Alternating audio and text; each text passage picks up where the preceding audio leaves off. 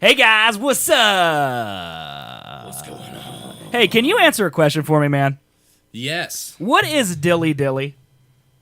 Dilly Dilly. Yeah, Oh, that's that Bud Light commercial? don't watch commercials. It's a I know Bud it's Light about Bud commercial. Light, but Yeah. like, what's the their appropriate use for Dilly Dilly Dilly? Dilly! Like, it's like a Cheers? Is that it? I think. Okay.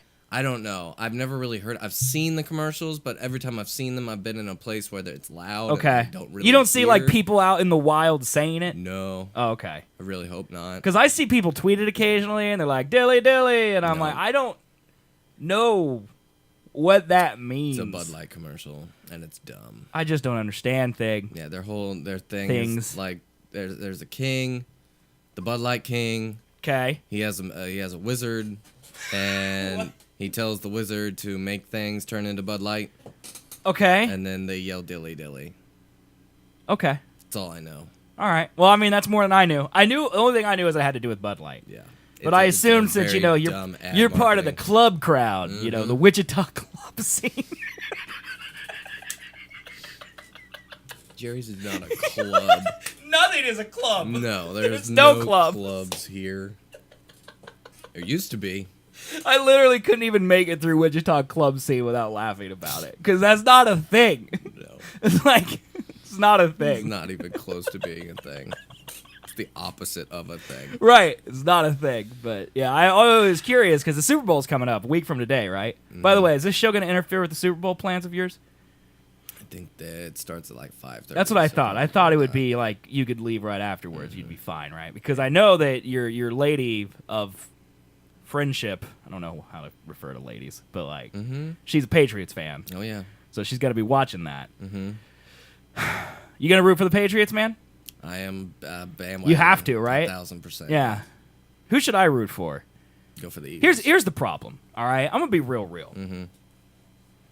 I'm a fan of the LA Lakers, which 10 years ago wasn't hard. Right. It's very hard now. Yes, it is. Because they're terrible. Like the Clippers, are basically like the basketball team that had measles in high school, and now all of a sudden they run a hedge firm on Wall Street. Like now all of a sudden they're the team that's like, oh, look at the Clippers. They got, well, they don't really have anybody they were. anymore. 2 years ago. Now Now not so much. LA's really just a wasteland of shame. Yeah, it is. All right. I can't be a fan of the LA Rams because they came from St. Louis, and I can't get over that stench. Right. No matter Missouri. what. It's Right. it's So, like professional football teams, I don't even stain. pick because the Chiefs, I can't root for the Chiefs. No. Because I don't like Kansas. So why would I root for them? I don't like baseball. No. If I liked baseball, I would have a pretty good time with the hometown team recently. Although I heard that they stink now too. I'm not really sure because I don't pay that much attention. Yep. So like, and then my college team, I like Chris, K-State grad. So I'm a bit like you're a bandwagon Patriots fan. I'm a bandwagon K-State fan. They're terrible. Everything about them's awful. They're the worst. Their coaches suck. Their teams suck. The only thing I like about them's their color, but their mascot sucks. So it's like a clip art cat. Like who cares about that, dude? It's horrible. Okay. The Overwatch team that I picked, LA. I picked LA. All right. There's two LA teams. Okay. There's the Valiant and the Gladiators. The Gladiators are purple. So I'm like, Lakers, K-State, got to pick the Gladiators. Right. So I picked them. They're terrible. They're the worst team in the entire place. They started off real good, and then they just crushed my soul with losses. So I am 100% ready to root for the Patriots because they're going to win. But here's the problem. The fact that I'm going to root for them is going to make them lose because I am a team killer. Oh, are you? Yeah.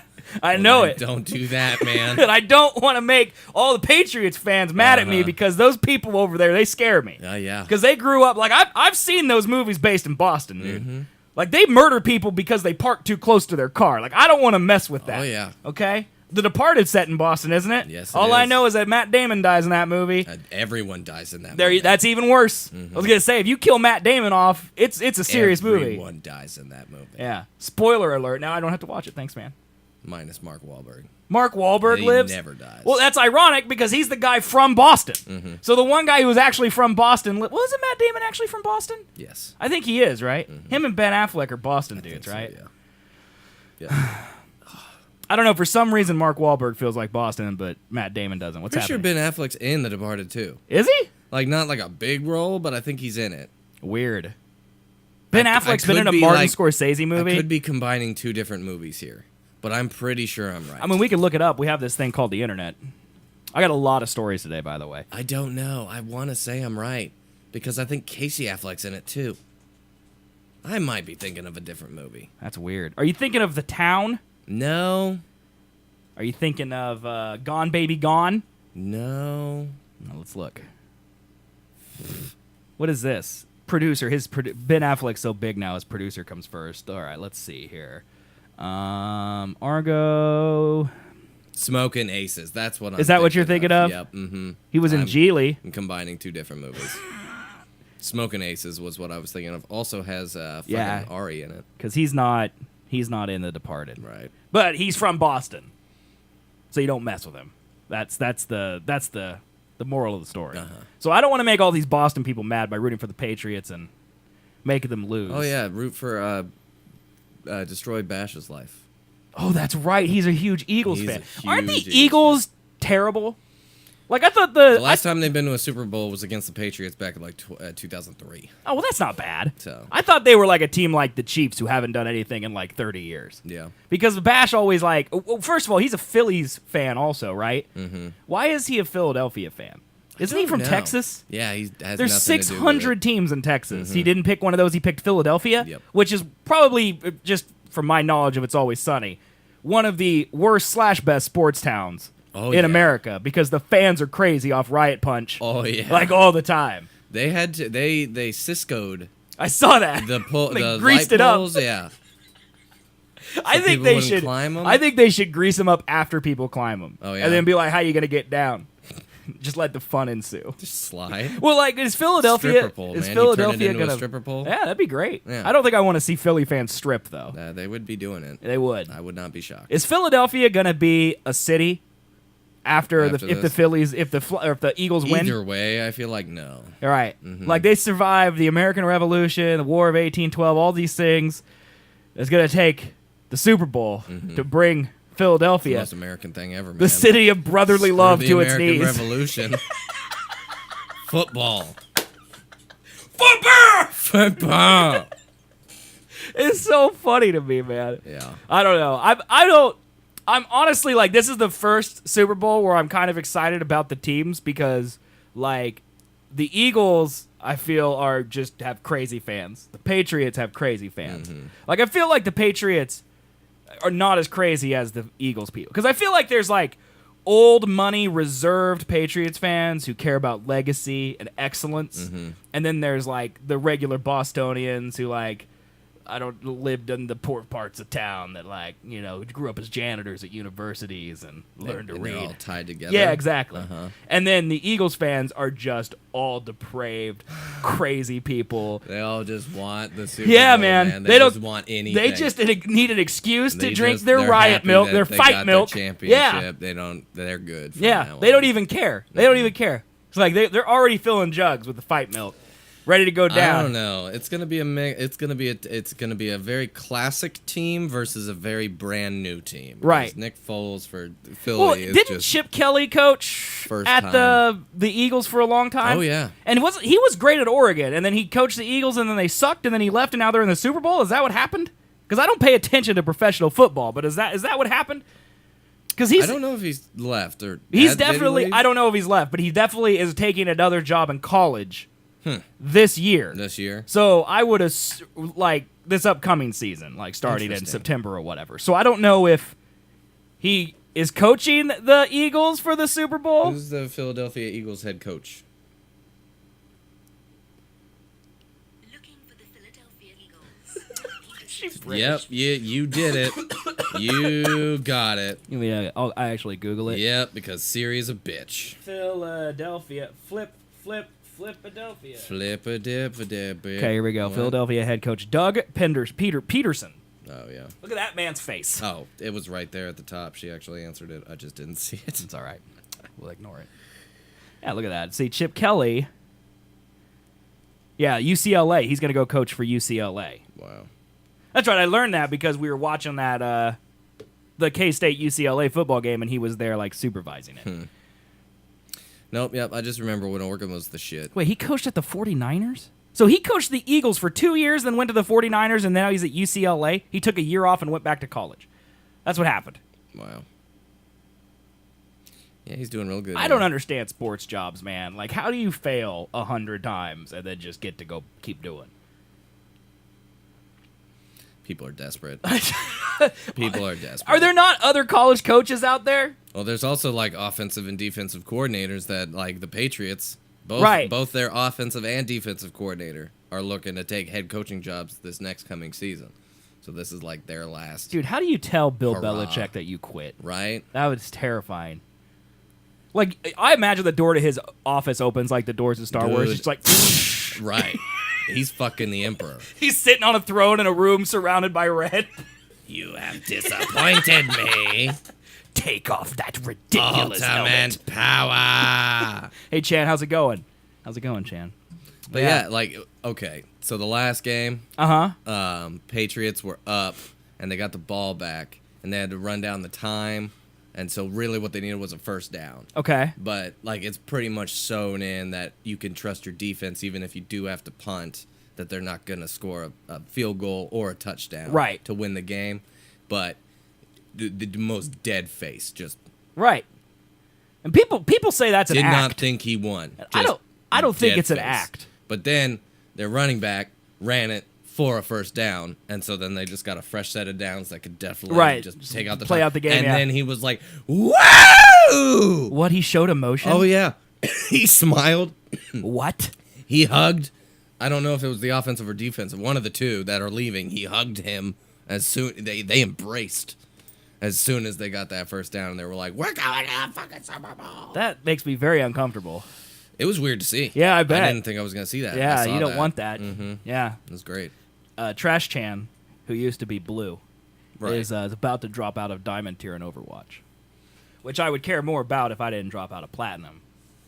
I don't know what those mean. So at Overwatch, you have competitive rankings, shows your skill. Uh-huh. So it starts at Bronze, where unofficial Tony P is. It's the worst. All right. Gotcha. And then you go to Silver, then you go to Gold, then you go Platinum, Diamond, Master, Grandmaster, and then top 500 in the world. Okay. So you, like, Diamond, Master, and Grandmaster, those are the respected ones. Okay. Gotcha. Like, Platinum's like the D League, you know, like you're almost good enough. It's the minor leagues. Like, you're almost good enough to be taken seriously, but not. Gotcha. If you're Gold, Silver, or Bronze, you're garbage. Like, Gold is like you try hard. Silver is like you're trying to try hard, but you don't really You're have not what it good. takes. And Bronze is like that's cute. You keep trying, and yeah, that's squarely where unofficial Tony P is. You keep trying. You keep trying to do your best. You're so cute. You keep trying. It doesn't matter. There's participation trophies. Yeah, that's basically what it is. You're fine. Right, because 0, like the point system is 0 to 1500 is bronze. So you can literally have a 0 Just do and be nothing. ranked bronze. Right. Wow. And then silver, and then it's 500. So 1500, 2000, 2500, and 3000, so on and so forth. You get above 4000, you're like a god. All right, you're a god. A god. You can play professionally. man. Okay. But yeah, you go up and down based on your wins and losses. And Trash Chan here in chat has climbed up to Diamond from Platinum, which is something that I will never do. And it's a miracle because all you do at Overwatch is lose. Because every person on your team is trying to throw the game. Every time. They're like, oh, look, here's Seth. Throw the game. Let's not try. Let's lose on purpose. Doesn't it all just depend on the team then? Oh, Like, yes. You could be pretty good. Well, here's the thing. You could be terrible, but if your team's good, then you can be Yes. like Diamond. And Yes. And you know what? That's dumb. I'm fine with that. Like, what I hate about Overwatch is that you can do your best. Like, you get ranked on 5 categories. Like, you get ranked on kills, I mean, I objective guess that's kills, sports. time, and objective time, and then healing. And if you don't play a healer, there's 4 categories that you care about. And you can get gold, silver, or bronze. Gold means you do best on your team. I can't tell you how many times I have 4 gold medals. I do the best in all the categories out of everyone on my team, and we lose. And that is the most defeating thing in the history of anything. Yeah, how does it feel to be KD on the Oklahoma That's what City it's. That's Thunder? what it's like. That's what it's like. Yeah. Except he makes millions of dollars. That's a good point. I don't make any money. I just drink my own tears, and I stop playing competitive. That's how I deal with it. Oh, yeah. Yeah. So when Trash Chan is like, I'm about to drop out of Diamond, and she wants sympathy, I drop to Gold from mid Platinum because I just keep losing, even though I'm doing great personally. It's hard, man.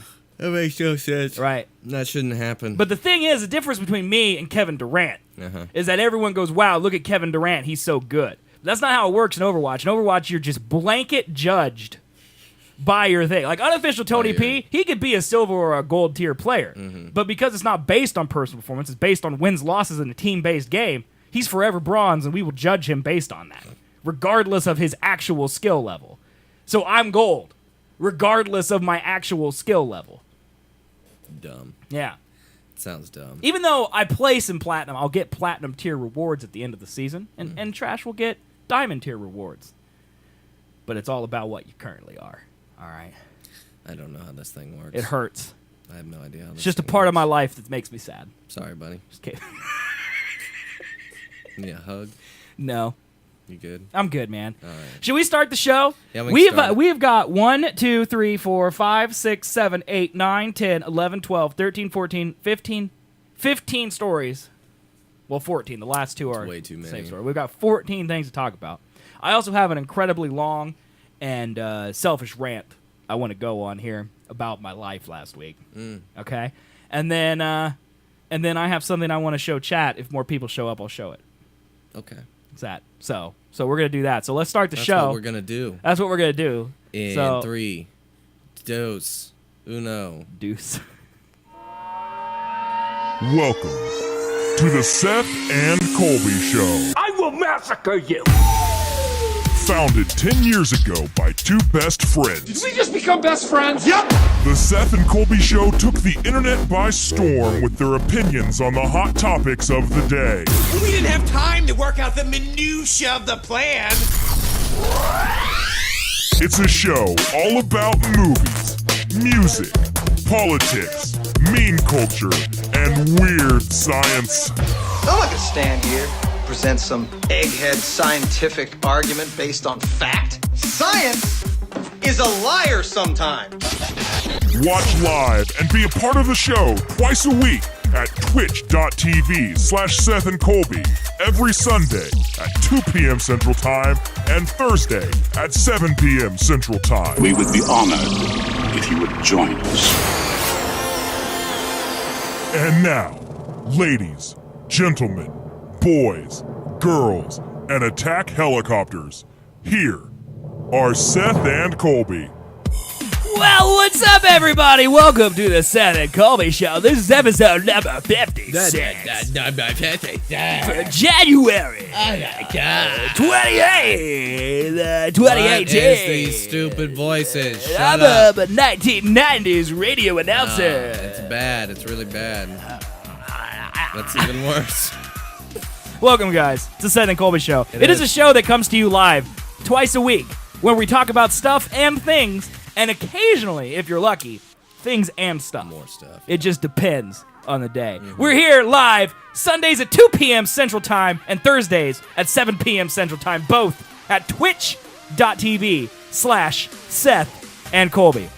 That's where you can find our show. If you don't watch live, videos on demand at youtube.com/Seth and Colby. And then, of course, the podcast version, which is audio only, so you don't get to see any of our faces, you don't get to see any of the stories, you don't get to participate in any way in the show. It's literally the worst way to enjoy the show. Lame. But if you do enjoy it, it's still there for you. You can get all those links, iTunes, Google Play, Stitcher, Plain Jane RSS feed at SethandColby.com. There's also something new this week.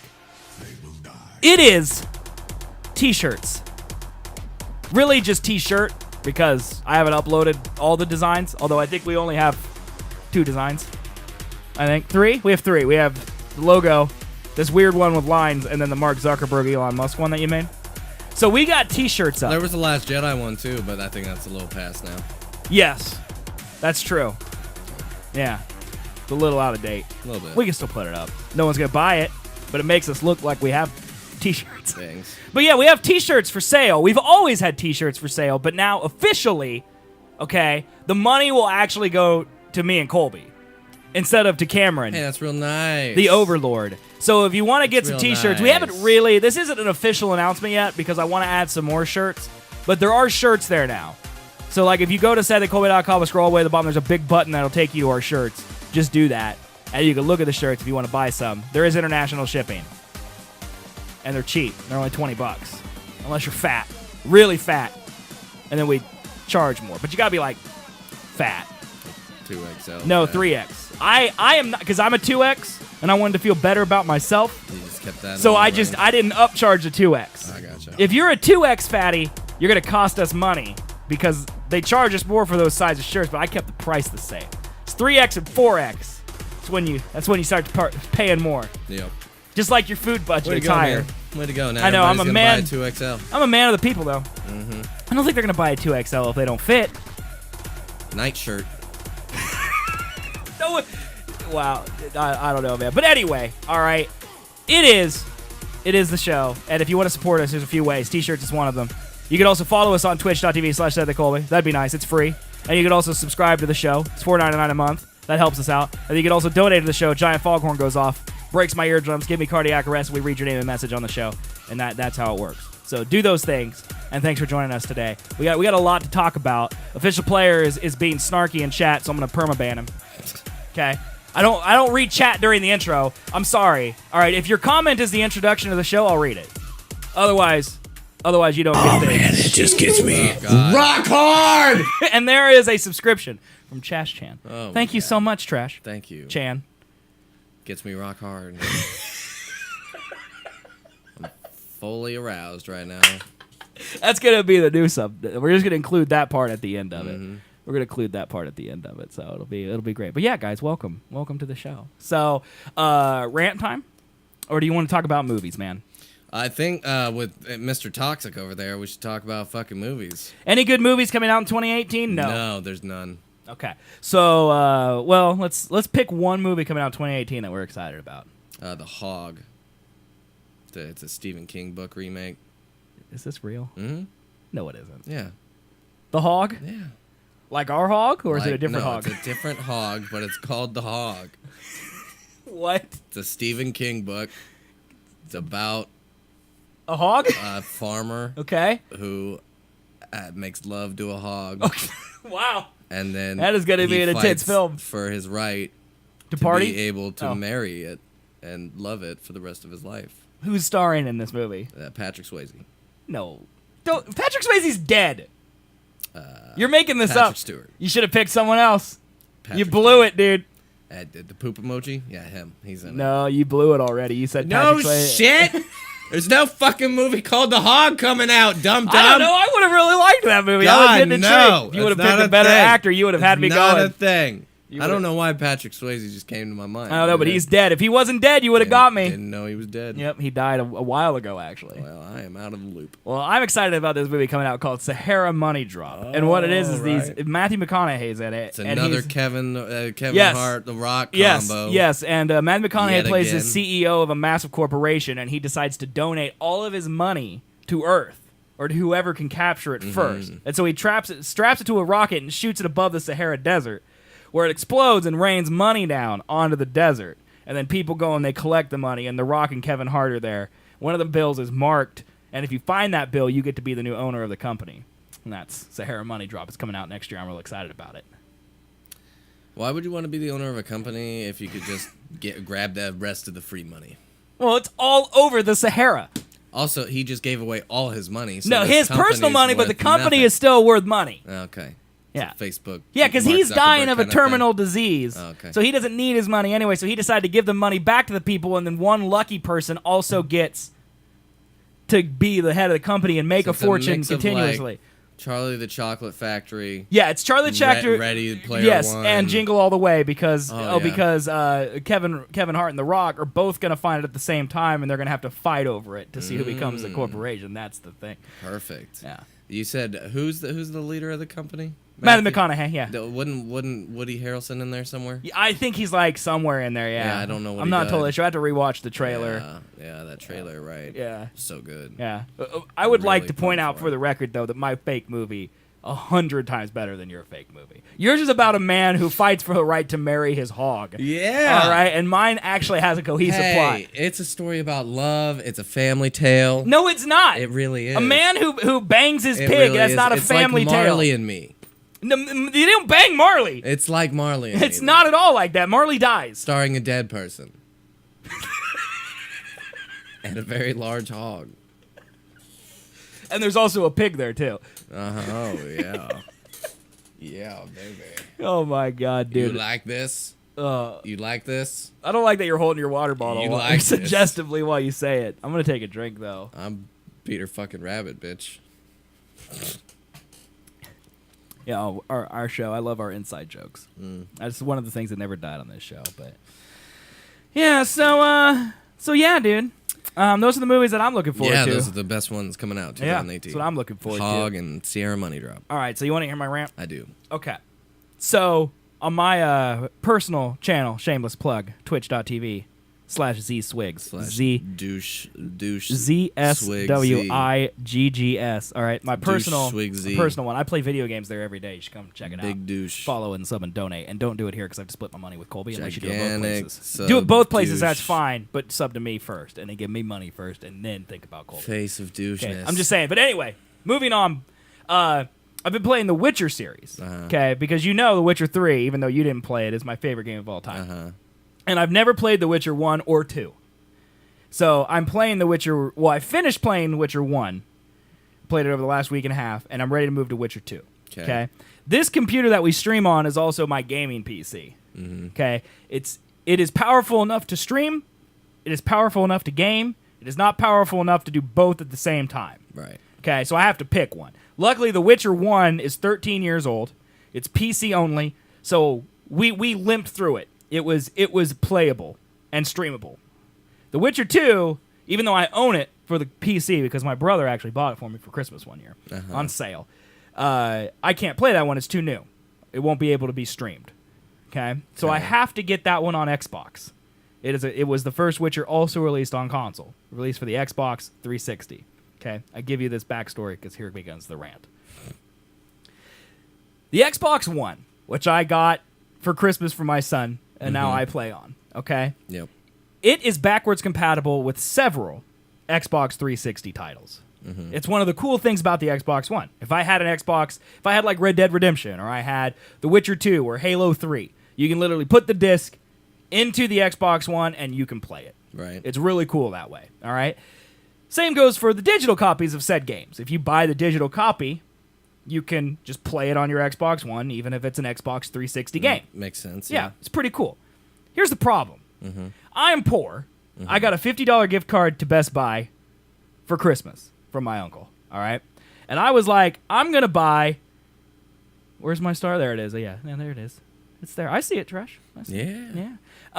Fancy style. So I used that $50 gift card to buy a $25 Xbox card so I could buy a $20 game called The Witcher 2 off the Xbox Store, digital download, because the game is really old. They don't just sell it anymore. Right. So here's where the problems begin. First of all, Bill Gates is a jerk because the Xbox cards are $25 when they know that all the games are going to be $20. They're going to be in increments of 20, all right? There's no $24.99 games out there. Let's be real. They're all 20. So they just got 5 free dollars. So that's rage number one. But you could get the 4 more games, then you get a free game. It's not free though. It's not free. It's not free though. But it's there. Okay. But it's a surprise game. You could this be like, oh, I got enough now. That was the 2 first games. annoyance I had with Microsoft. Now, keep in mind, this is also my first experience with Microsoft. Like, you had a 360 and all this stuff. You know how Microsoft works, okay? You've used the Xbox and all this thing. The whole thing is confusing to me. I don't know the interfaces, like Xbox Live is confusing me, but I didn't have to pay $25. I paid however many points I wanted to add to my Xbox Live account, and then it would just add it. So see, that's Greek to me. I don't know what that means. I paid for, like, if there was a game that was right. worth $60 and it's like 6,000 tokens. Oh, it's in points. And I just bought. Well, they've at least gone to dollars now. That's nice. It's at least dollars. Just been the fucking thing. I don't know why it's so complicated. But anyway, so I put the $25. I scratched off the back, put the code in. Okay, added $25 to my Microsoft account. Gotcha. Okay. That's all fine and dandy. I'm a little miffed about the $5 extra, but it is what it is. It is what it is. Eventually, I will spend that $5 on something. It is what it is. So then I go to The Witcher 2, the page on the Microsoft Store. Okay? Says right there, $20, $19.99, buy now, playable on Xbox One. I'm like, perfect. So I hit buy now. Okay. Okay? It says, You have no payment options available for this purchase. And then in small print down below it says, if you have a gift card balance, this title is not eligible for gift cards. I'm like, what? So first thing I do is I go next, and I enter in because I had never bought anything on this account, so I had to enter my name, my address, my credit card, and all that stuff. Okay, I was like, I'm going to have to do that anyway at some point. I'll just do it now. So I did that on the Xbox. Mm-hmm. When I hit confirm, it never loads. So I did all that typing, and typing on a console is a pain in the butt, okay? Mm-hmm. So then I'm like, forget it. So then I go to Xbox.com, and lo and behold, it didn't save any of it. So I have to type it all up again. But now I'm using a keyboard. It's not too big of a deal. Enter my credit card and all that. Save it to my account. I go and I double check, make sure $25 is in my account. It sure is. And so I'm like, okay. So then I go back to the Xbox. I refresh the page, which is not easy, by the way. You have to like hit B, go all the way back to the home, and then you have to go back to the store, search for it again, click it. I had to shut it like all the way down. It's a huge thing. Mm-hmm. It's so annoying. And it's still, then my credit card shows up there now, but it still says you cannot use your promotional balance or gift card balance for this item. Uh-huh. And I'm like, why the heck not, man? So then I go online because the Microsoft card works on Windows or on Xbox. And you paid for this Microsoft card? Yes. Yeah, I went to Best Buy and bought it. No, I went to Best Buy and bought it. Why'd you do that? Because I had a Best Buy gift card. I used a gift card to buy a gift card. Okay. Because I don't have any real money to buy this game. I gotcha. Okay, so that makes more sense. Essentially, I just transferred my Best Buy gift card into a Microsoft gift card so I could buy it. So I go to the website, and I type in Witcher 2, and there it is. I click purchase. There's no legal words or anything on here about the gift card. It's just, here's your credit card. You can click buy. And I'm like, I don't want to do that. So then I Google. Apparently, the only way to purchase an Xbox 360 game using a gift card on the Xbox One, well, you can't do it. It's impossible. The only way to purchase an Xbox 360 game with a gift card is to use an Xbox 360. You cannot buy it online with a gift card. You can't buy it through the Xbox One store. Even if it was like, okay, we can't buy it on the Xbox One, that's fine. I understand some weird technical limitation. You can't go to Xbox.com and buy an Xbox 360 game with a gift card. Period. It's not possible to buy an Xbox 360 game with a gift card. Without having an actual physical Xbox 360. Right. You can buy them with a credit card, but if you have a gift card, it is not possible. What? You have to have an Xbox 360. That's some like fucking developer kind of shit. Yeah, I googled like there's people like got gift cards for Christmas that are complaining about it in the forums, like from January 6, 2018, and there's people from like January of 2015 complaining about it. Okay, so it's been a problem for years. Wow. They just don't care. People in my chat, when I told this story to my chat, they were like, oh, why don't you just call customer service? Well, there's people on the forums who are like, I did this, and they basically said, we can't do it here either. You're going to have to use an Xbox 360. So at this point, I'm like, I bought a gift card, and I have no way to spend money. Like, I just gave Bill Gates $25. And I can't play The Witcher for a stream. I just wasted $25. I just gave it to Bill Gates for no reason. And then I remembered that my brother has an Xbox 360. Okay. So I text him on Thursday morning, and I go, hey, man, when do you come to town next? He works at the zoo, which is pretty close to my house. And I'm like, okay. He's like, I go to work today. And I'm like, can you bring the 360? And he's like, absolutely. And so he sends me a picture of the power brick, which I don't know if the Xbox 360 is actually fucking huge. It's in a place of shame back here on the chair. I don't know if you saw it, but this is the power brick for the Xbox 360. This thing. All right, and he showed me this hole. He's like, "You have a cord that'll fit in there?" And I'm like, "I think so." It's just a standard PC cord, right? Just one of these. So I was like, "All right, that's fine. That's totally fine." So he goes, "Okay, cool." He loads it up in his car. He texts me about 3:00. Okay, and he goes, does the Xbox One controller work on an Xbox 360? And I said, I have no idea. And so I asked chat, and they're 50-50. They're like, well, a PS4 controller works on a PS3. And I'm like, all right, cool, maybe. And then Luke texts me about 20 minutes later. He's like, I Googled it. It does not work.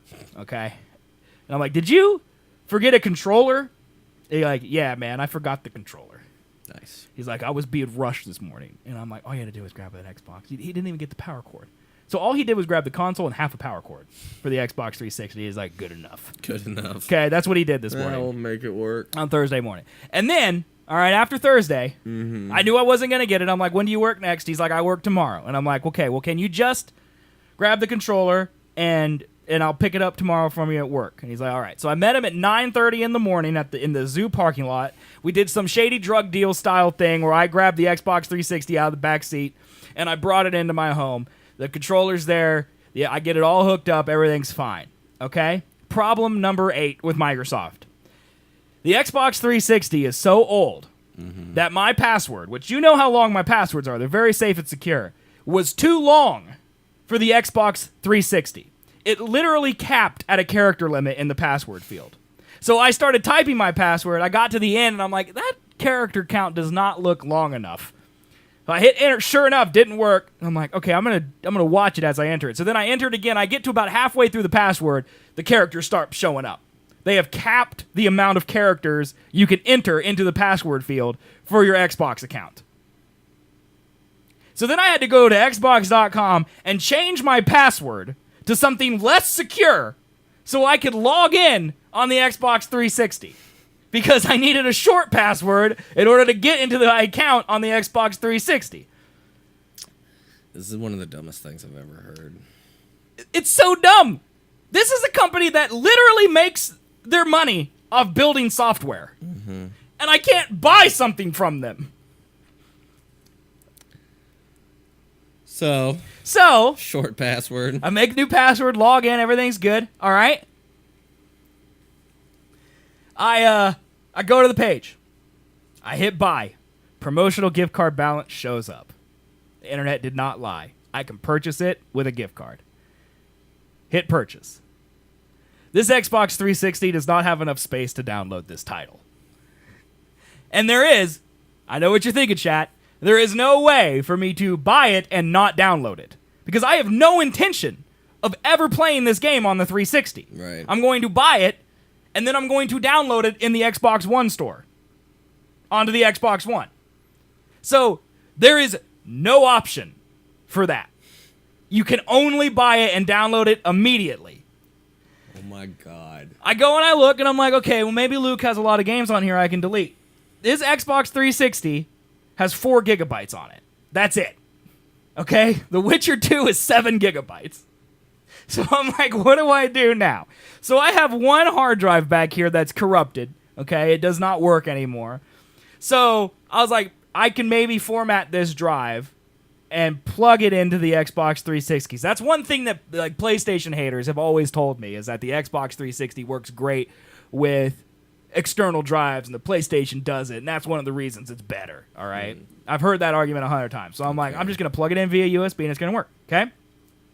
So I take the corrupted hard drive, which I have 4 of back there, 4 drives. First, I had to figure out which one was corrupted because 2 of the drives back there are very important. One has all of my work on it. One has all of the Twitch assets on it. So if I delete one of those, you will never see me again because I will have ended my own life. All right, if that happened, it would be over. Oh god. Okay, so I had to double, triple check that I was actually plugging in the one I wanted to format.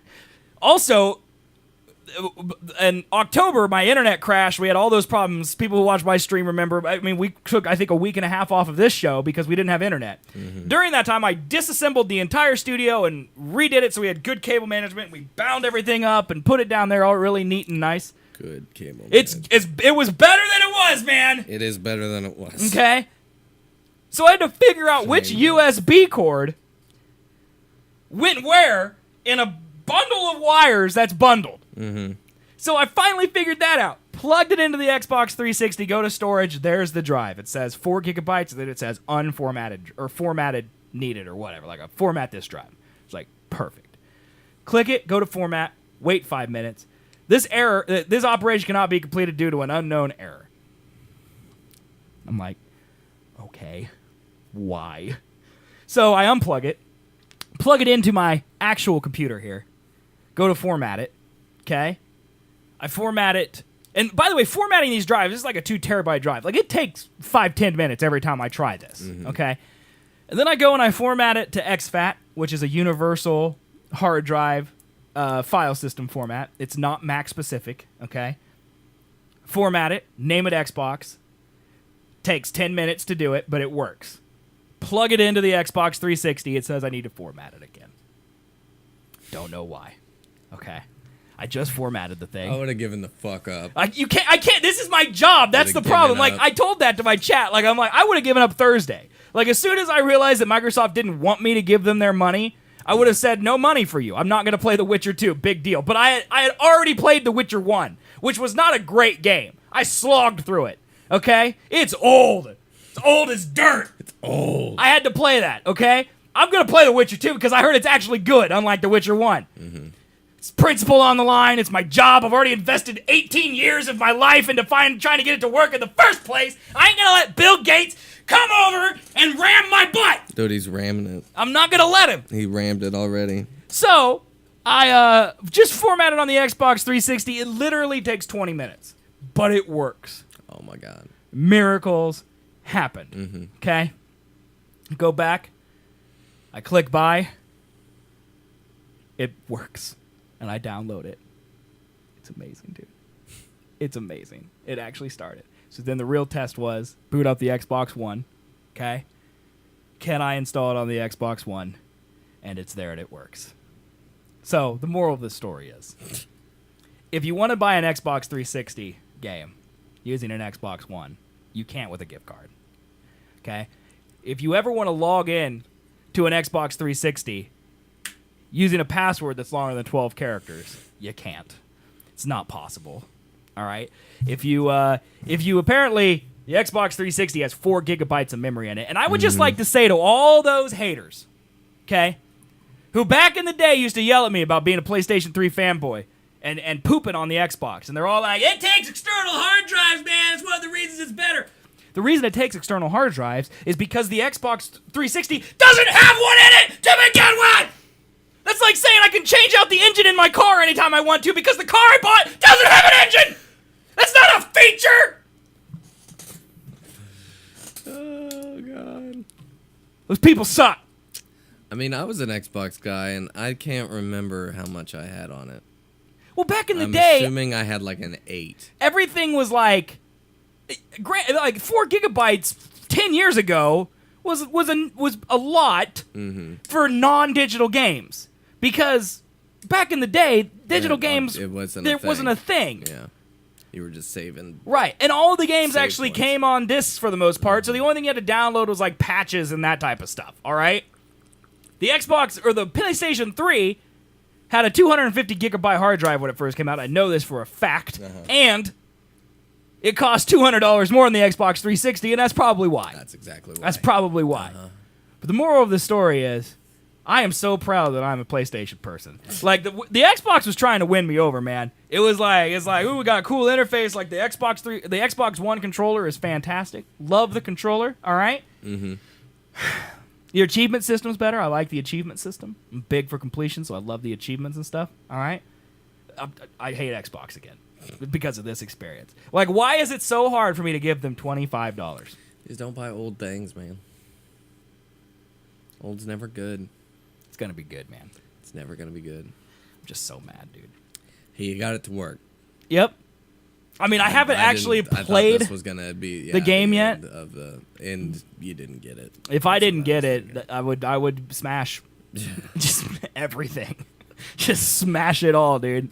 My go-to thing recently has been set it on fire. Yeah? I've been setting a lot of things on fire. Like in real life, or you just like, talk about it? Yeah. Okay. Like I threaten to set a lot of things on fire. You ever threatened to set Unofficial Tony P on fire? Yeah, I'm Yeah. pretty sure. Yeah, I would hope so. He deserves to be set on fire, so. Somebody else. Oh, yeah, there were a couple. Oh, my God. You want to rant for Yeah, me let's real quick? transfer into your rant Good now. Fucking God. So, on Saturdays, I like to sleep in. Okay. It's my day to sleep in. I don't do anything. I don't plan to have Right. anything to do. You work I like all to week. Sleep Yeah. very late because I stay up late Friday. Right. So I'm sleeping till like 2. Makes sense. That's my thing. Yeah, you work all week. Friday night, you blow off the steam from working all that week. Saturday, you sleep it off. Yep. Makes sense. Noon hits on Saturday. Okay. And then I'm woken up by this. Ving! And you, for clarity, Colby does not live like on a street. No. He's in a complex, an apartment complex, and he's kind of in the middle of the complex, like. So I'm like, okay, dick. Don't have to do that in an apartment complex, but fucking the streets asshole are like shit. 300 feet long, Oh, too. yeah. Mm-hmm. Like, how do you even have time? I don't know. So I'm like, fuck you. I go back to sleep. Okay. 30, 40 minutes later. Oh, no. Ding, bing, bing. It comes back? Mm-hmm. 30 fucking minutes later. Oh, my God. Same thing happens. I'm like, getting up. yeah. Because this is goddamn ridiculous. Maybe you ever could stop to consider the voice of God as car noises? Apparently, it's like, you need to stop sleeping, bro. Get up. So I go, and it's loud as shit. Uh-huh. And so I'm like, it's on my street. Right. It's on my street, Right. whoever's doing this. So I open my window, and I look out, and it's these two biggest douchebag What a motherfuckers shocker. I've ever seen with one bike. And they just keep What? interchanging who gets to drive. And so one of them gets on, drives around like a little bit, comes fucking back, does a just flooring it for no reason, just to rev the engine. He gets off, they talk a little bit, douching around. Right. And then they get back on it, and they do it fucking again. Why? Because they're douchebags! Why don't they... Like, people think I'm a douche? No! Why would they do it in an apartment complex? That was I'm like, you can't fucking go meet up at a parking lot. Go to the mall parking lot or something, man. Anywhere that's not where people fucking live. Right. But no. It's not even... their apartment. Like, it's not even their a apartment. street. No. It's not a street. It's like 200 feet of roadway. It's a glorified parking lot. And it's shitty. Right. And then... So there's speed bumps, aren't there? Speed bumps? Not on my street, but there are. Because his street is too small for them. Right. Yes. That's why. So at the start, when I woke up from this nonsense of assholery, okay, it's just two of them. Nonsense of assholery. So then I get up, I start to do my things, like I eat. Right. I relax a little bit, watch some stuff. It's still fucking happening every once in a while. I mean, it's been hours now, right? Yeah. Like an hour or so? It's been 3 hours. 3 hours? 3 hours. My God! Then more people show up. There's 6 of them now in my parking lot, literally just outside their apartment, just looking at their bikes, talking about being douchebags. Like, I don't know, butt stuff maybe. I don't know what's happening. Dude, why? But, oh, God, it was the worst. For one motorcycle. Literally for 5 hours. They were out there from noon until like 5 when I went to the gym. And then I got back from the gym. They were there from lunch gone. To dinner. Yes. Just douching it on up. One motorcycle. There were 2. There were 2. But there's 6 people. There's 6 people. Wow, dude, that's horrible. I wanted to throw a grenade. Yeah, dude. Well, I remember, like, you remember way back in the day when I lived, like, alone, pre-marriage. The loud truck guy? The loud truck guy? Fuck yes, I remember that dickhead. Dude, that's worse than this. Or that motorcycles is worse than loud truck guy. Because the loud truck guy was once. Right, and then he left, and he was gone for a long time. Right. Like, and when he came back, there was still no noise. It's This only when he started it up. them just being like, hey, how many times can we rev this engine super fucking loud to where we annoy everyone in these apartment complexes? And I don't know if it was to troll. I don't think so. I think they're probably too idiotic. Just oblivious. Yeah, they just don't know. Dumb. Yeah. And don't think about anyone else. Those are the people that need to burn. Or they think and that I was going to set them ablaze. I think it's more likely that they think everyone hears it and go, "Wow, look at those badasses!" Oh yeah, they're super cool, man. Whoa, Wish I had a bike like that. I'm gonna call my mom. Hey, mom, guess what? There's dudes outside of the motorcycle. And it's so loud, dude. Oh my god, I'm gonna put them on Instagram. They're gonna find it. They're gonna love it. I think that's what they think. Oh my god, I'm gonna be so cool. No. Yeah, that's probably what they think, because the world revolves around them. The world doesn't exist. The world exists for them. I feel like they were older. I don't doubt it, dude. I don't know, but well, do you it was ever just really fucking just like? I feel like if you don't get smart by 22, you just never will. You just won't. Right. Like, once you get out of high school and life just slaps you across the face, is like, this is what an adult's like, pull down your pants and bend over, no lube. Like, that's because that's what life is. Right. If you don't experience that, you're just going to be an idiot forever. Oh, yeah. I don't get it. Yeah, I don't either, man.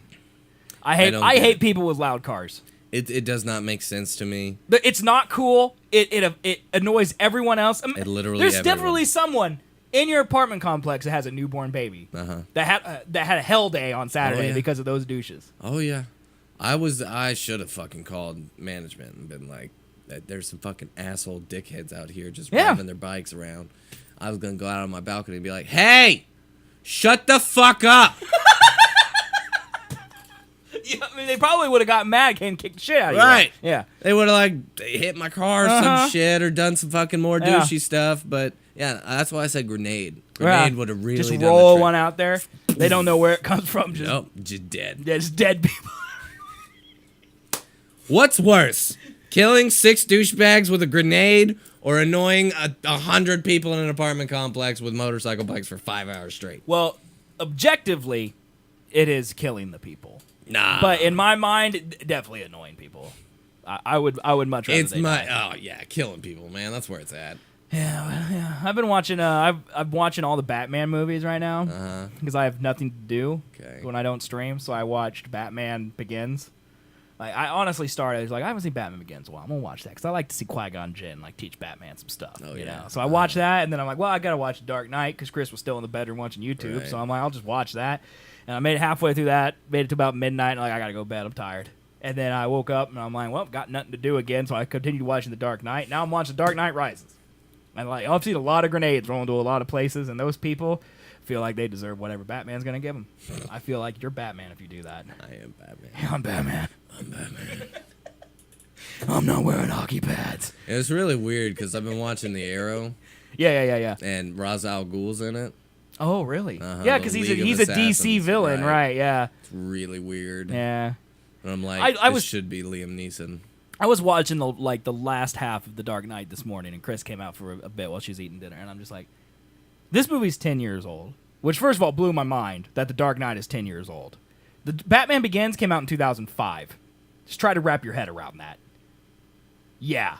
Didn't like episode 3 come out in 2005? If not 2003, I think? 2003. It was 99. Christ. 0103, I think. Yeah, dude. Yeah. So wrap your mind around that. That blew my mind when I heard it. But then The Dark Knight's 10 years old. It came out in 08. Okay? So it's only been 10 years. They've already done a new Batman. Mm-hmm.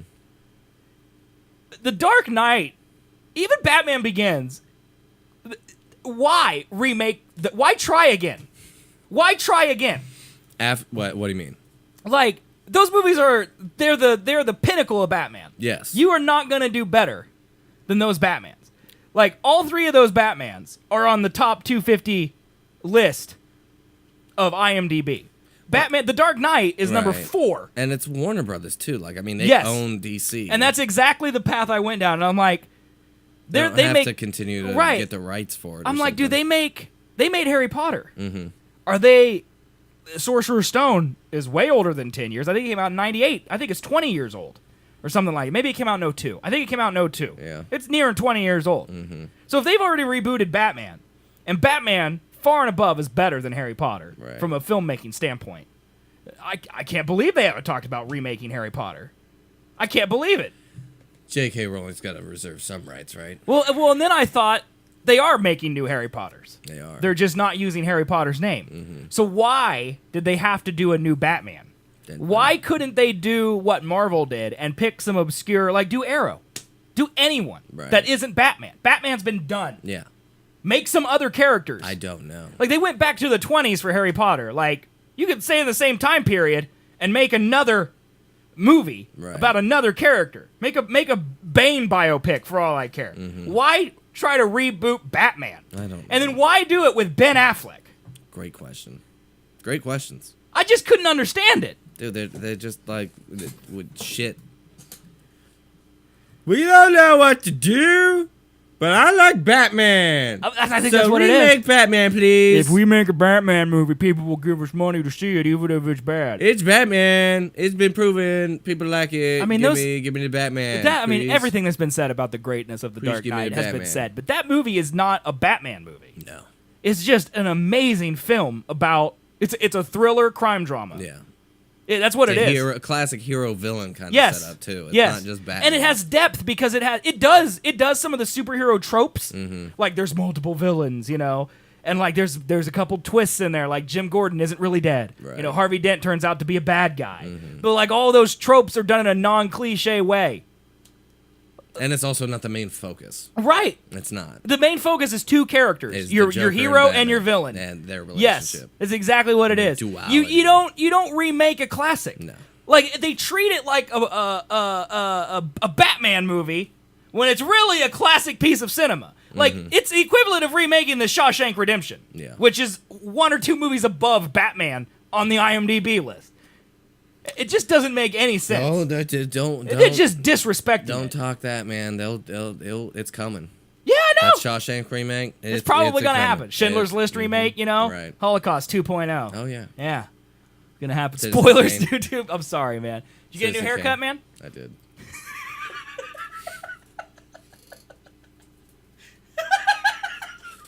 So happy. Hey, speaking of hair, I wanted to show you guys something on stream here. Can you tell me what this is? No.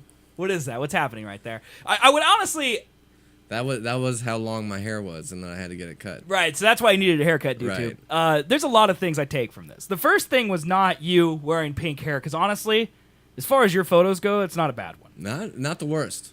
I really want to focus attention on the person on the far right, unofficial Tony P, who looks like Tommy Wiseau. And you tell me that he doesn't look exactly like Tommy Wiseau. You throw some Ray-Bans on that, man. Oh, just for a fun little YouTube skit for his channel, we need to do him as Tommy Wiseau and then have like room quotes and shit. Look at that. Panella, you're here. That needs to be you. We need to do this. Look at that thing. No, Lisa! Lisa! You're tearing me apart, You're Colby. tearing me apart! I did not hit her. I did not. Oh, hi, Mark. Oh my god, dude! I also had another couple questions about this photo, okay? Because I don't hang with this crowd, all right? And it has nothing to do with this crowd. It's more to do with the fact that I don't hang. You're right. End of sentence. So what is that tub with the blue lid? What is in that?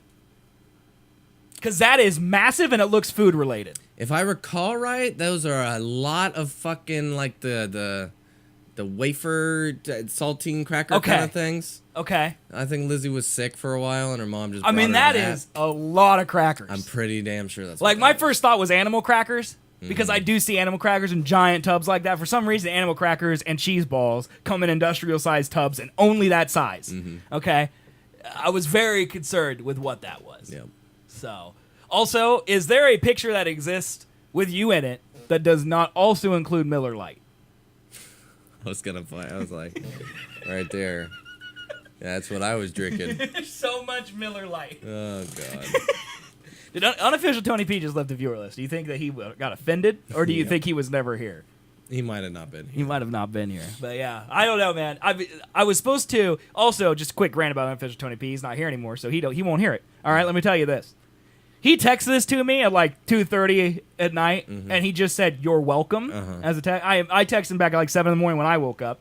All right, and I just said, "LOL, you look like Tommy Wiseau. Thanks, man."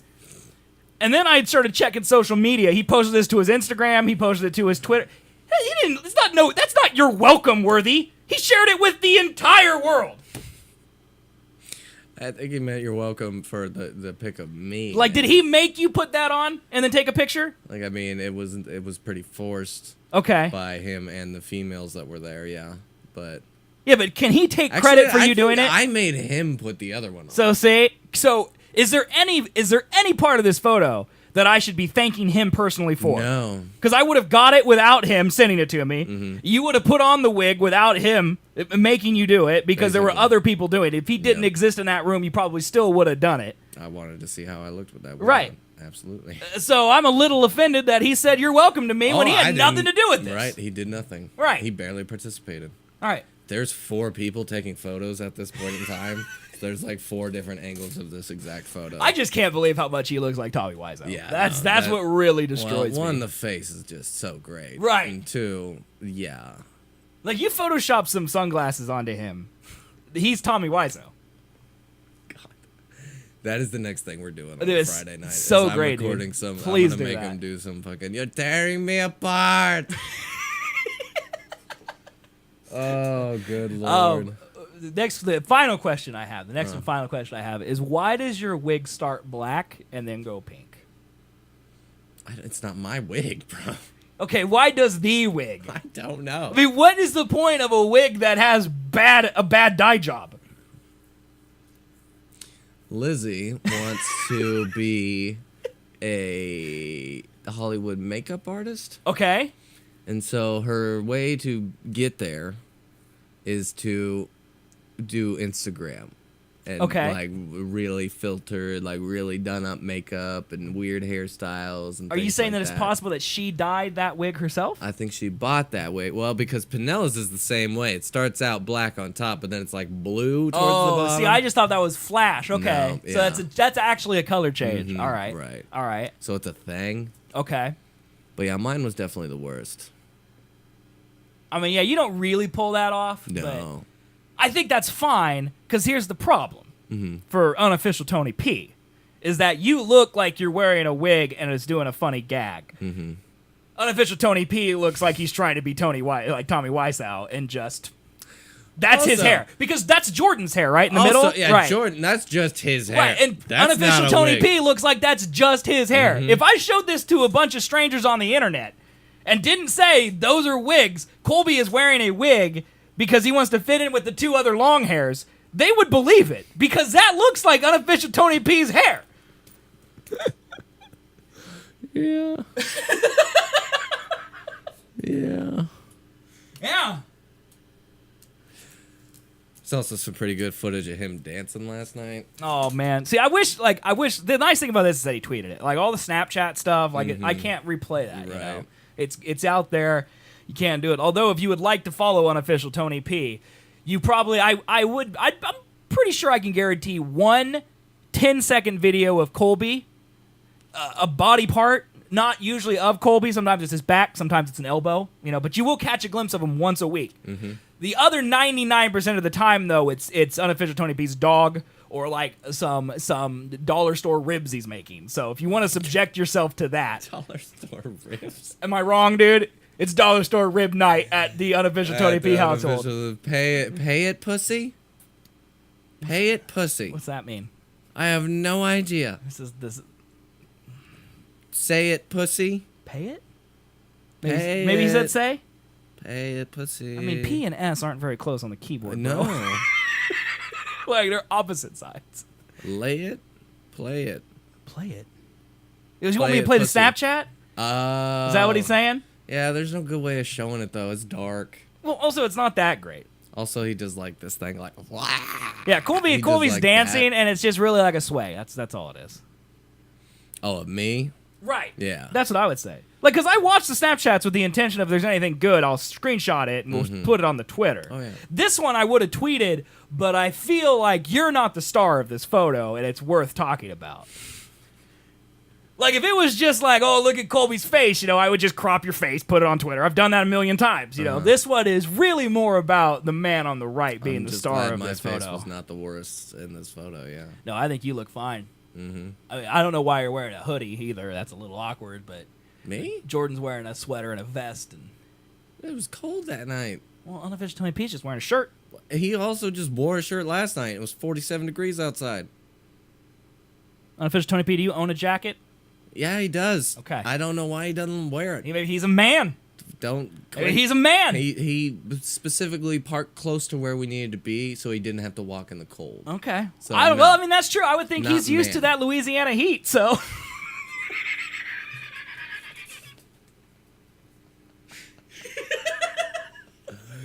Oh god. Oh man. Okay. All right. Well, we'll move on. I had a few questions about that and a big observation. about that. About I did not even about think that, Tommy so. Wiseau, but that's 1,000% accurate. That's the first thing I thought of when I saw that. It's pretty great. Yeah. So, yeah, it's pretty funny.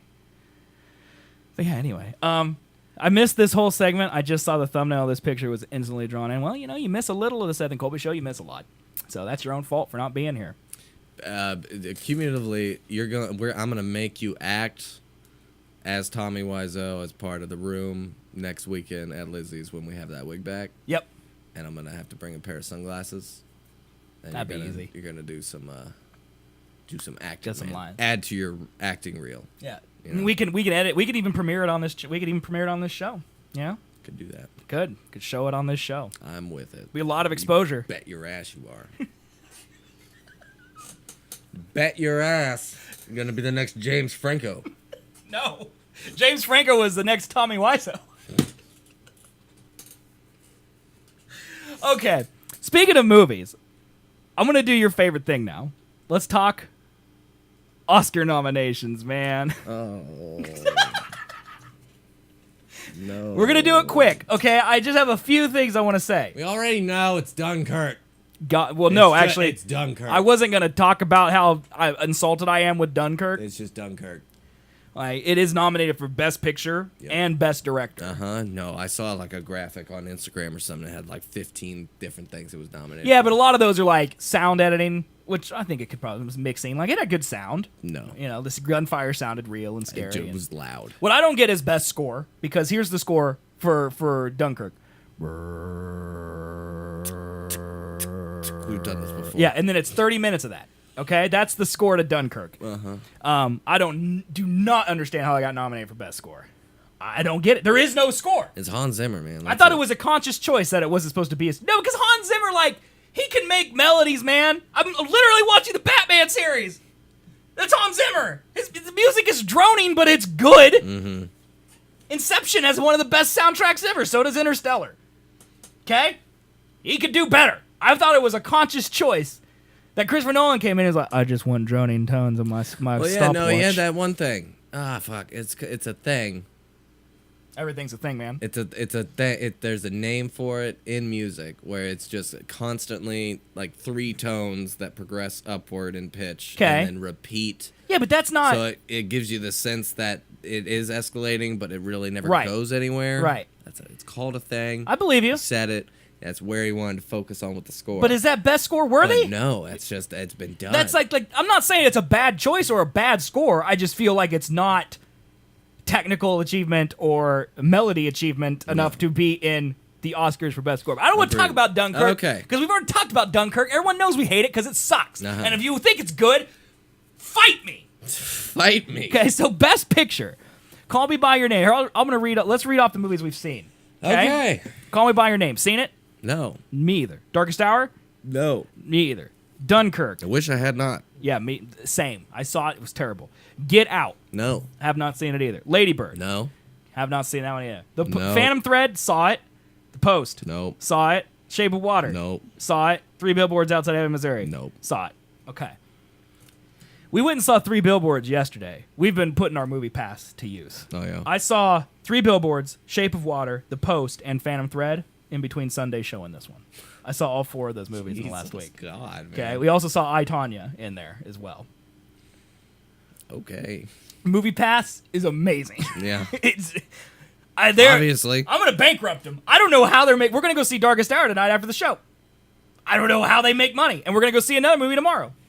Every day we don't have Aaron, we go and see a movie. I just don't have the time to go see movies. You absolutely have the time. No. You do. No. You're just like me. You get home from work, you sit on your butt. No. You can't just say no. I know that's true. I go to the gym. Oh, yeah? Which lasts all night. Well, maybe don't make it last all night. It's just how it happens. Okay, well, anyway, I've seen a lot of these movies. 3 Billboards Outside Ebbing, Missouri should win. Every one. It's a great movie. It's actually like the first movie that I've seen that was actually original. Mm-hmm. What makes a big difference. I, Tonya was also very good, not even nominated. Like, you walk out of I, Tonya feeling bad for Tonya. I didn't know anything about the Tonya Harding thing. I don't know anything about any of these movies at all. Okay, 3 Billboards Outside Ebbing, Missouri is about this lady. Okay, Oh. she's a grumpy Missourian, Okay. and her daughter, 7 months prior to the start of the film, was raped and murdered. Okay, Great start. yes, she buys 3 billboards that hadn't been used since the 80s because they built a freeway. It's off some road. Okay, and she puts this says raped while dying on one billboard. Second one says still no arrests, and then the third one says why Chief Willoughby, who's the chief of police. Okay, and they start a controversy in the town about what you can and can't say about the police. And it's really just a character movie. It's about how her family deals with the billboards. It's about how the chief's family deals with the billboards, and then there's like a cop and how the police force in general deals with the billboards. Sounds like a terrible It movie. is incredible. You'd like it. All right. Sounds terrible. It's very good. It's hard to describe because it's mostly about what happens in the movie that makes you like it. And you can't really describe the movie without spoiling parts of the movie, Gotcha. which is what makes it good. Shape of Water is about a lady who bangs a fish. Yeah. Mm-hmm. Okay. Yep. The Post. That sounds better. It's good, but it's ultimately at the end of the day, it's about a lady who bangs a fish. Yeah. Like weird. I said, man, dude. Hog? Guy and Hog. That is going to be Best Picture worthy. See, and Trash Chan just dropped the platinum, now she's back to diamond. I don't care, because that's something that never happened to me. I drop, I stop playing. Okay, I dropped, stop playing. That's how it works. You're just a quitter. I am a quitter. That's a fact. Just a quitter. Come at me. The Post is about a newspaper. Okay, you won't like that one. Okay, it's too boring. Don't watch that one. Okay. Phantom Thread, you won't like that one either. It's very boring. It's about Daniel Day-Lewis acting. That's what that whole movie is about. Gotcha. Okay. The other ones I haven't seen. Lady Bird's not playing. Dunkirk is playing again. Darkest Hour I'm going to go see. And Call Me By Your Name is not playing anywhere. So, I don't know. So maybe need to Get Good? Yes. Also, Get Good is spelled Gitgud. All right, get good with your spelling. Okay. So, here's what I wanted to say about the Oscar nominations. They're all the same movie. Well, they usually are. Okay. Here's what's weird to me. Like, all of these movies, I feel, are very biased towards, like, the Me Too movement type of thing. Mm-hmm. And I don't know how to criticize that without sounding like I'm coming out against the Me Too movement. Mm-hmm. Like, notably absent is Wind River, which was a great movie. But because it's a Weinstein Company movie, it can't get any nominations, which is not fair. Because you could nominate it for writing, or you could nominate it for directing, and not give Weinstein an Oscar. Like, it sucks that, like, the dude who made the movie is getting punished because he took money from a dude who happened to be a douche. And, like, if everyone in Hollywood didn't take money from someone who was involved in this scandal, no one would be invited to the Oscars. Right. Like, every single person probably who's been nominated has probably been in a Weinstein movie at one point or another. He made a lot of movies. Yeah. So, like, I don't feel like that's fair. Like Meryl Streep is nominated. Absolutely, yeah, lead absolutely. actress right there. She's in every movie ever made, so there's no way that she has not been in a Weinstein. That she's definitely also said, like, she's called him God.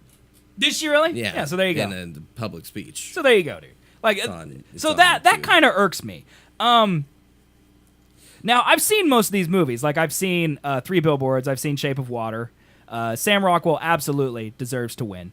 Lead actress, like Frances McDormand, absolutely deserves to win. But what's weird is, like, there's just, like, so many weird things in here. Like, randomly Denzel shows up for a movie that's not nominated for anything else. Right.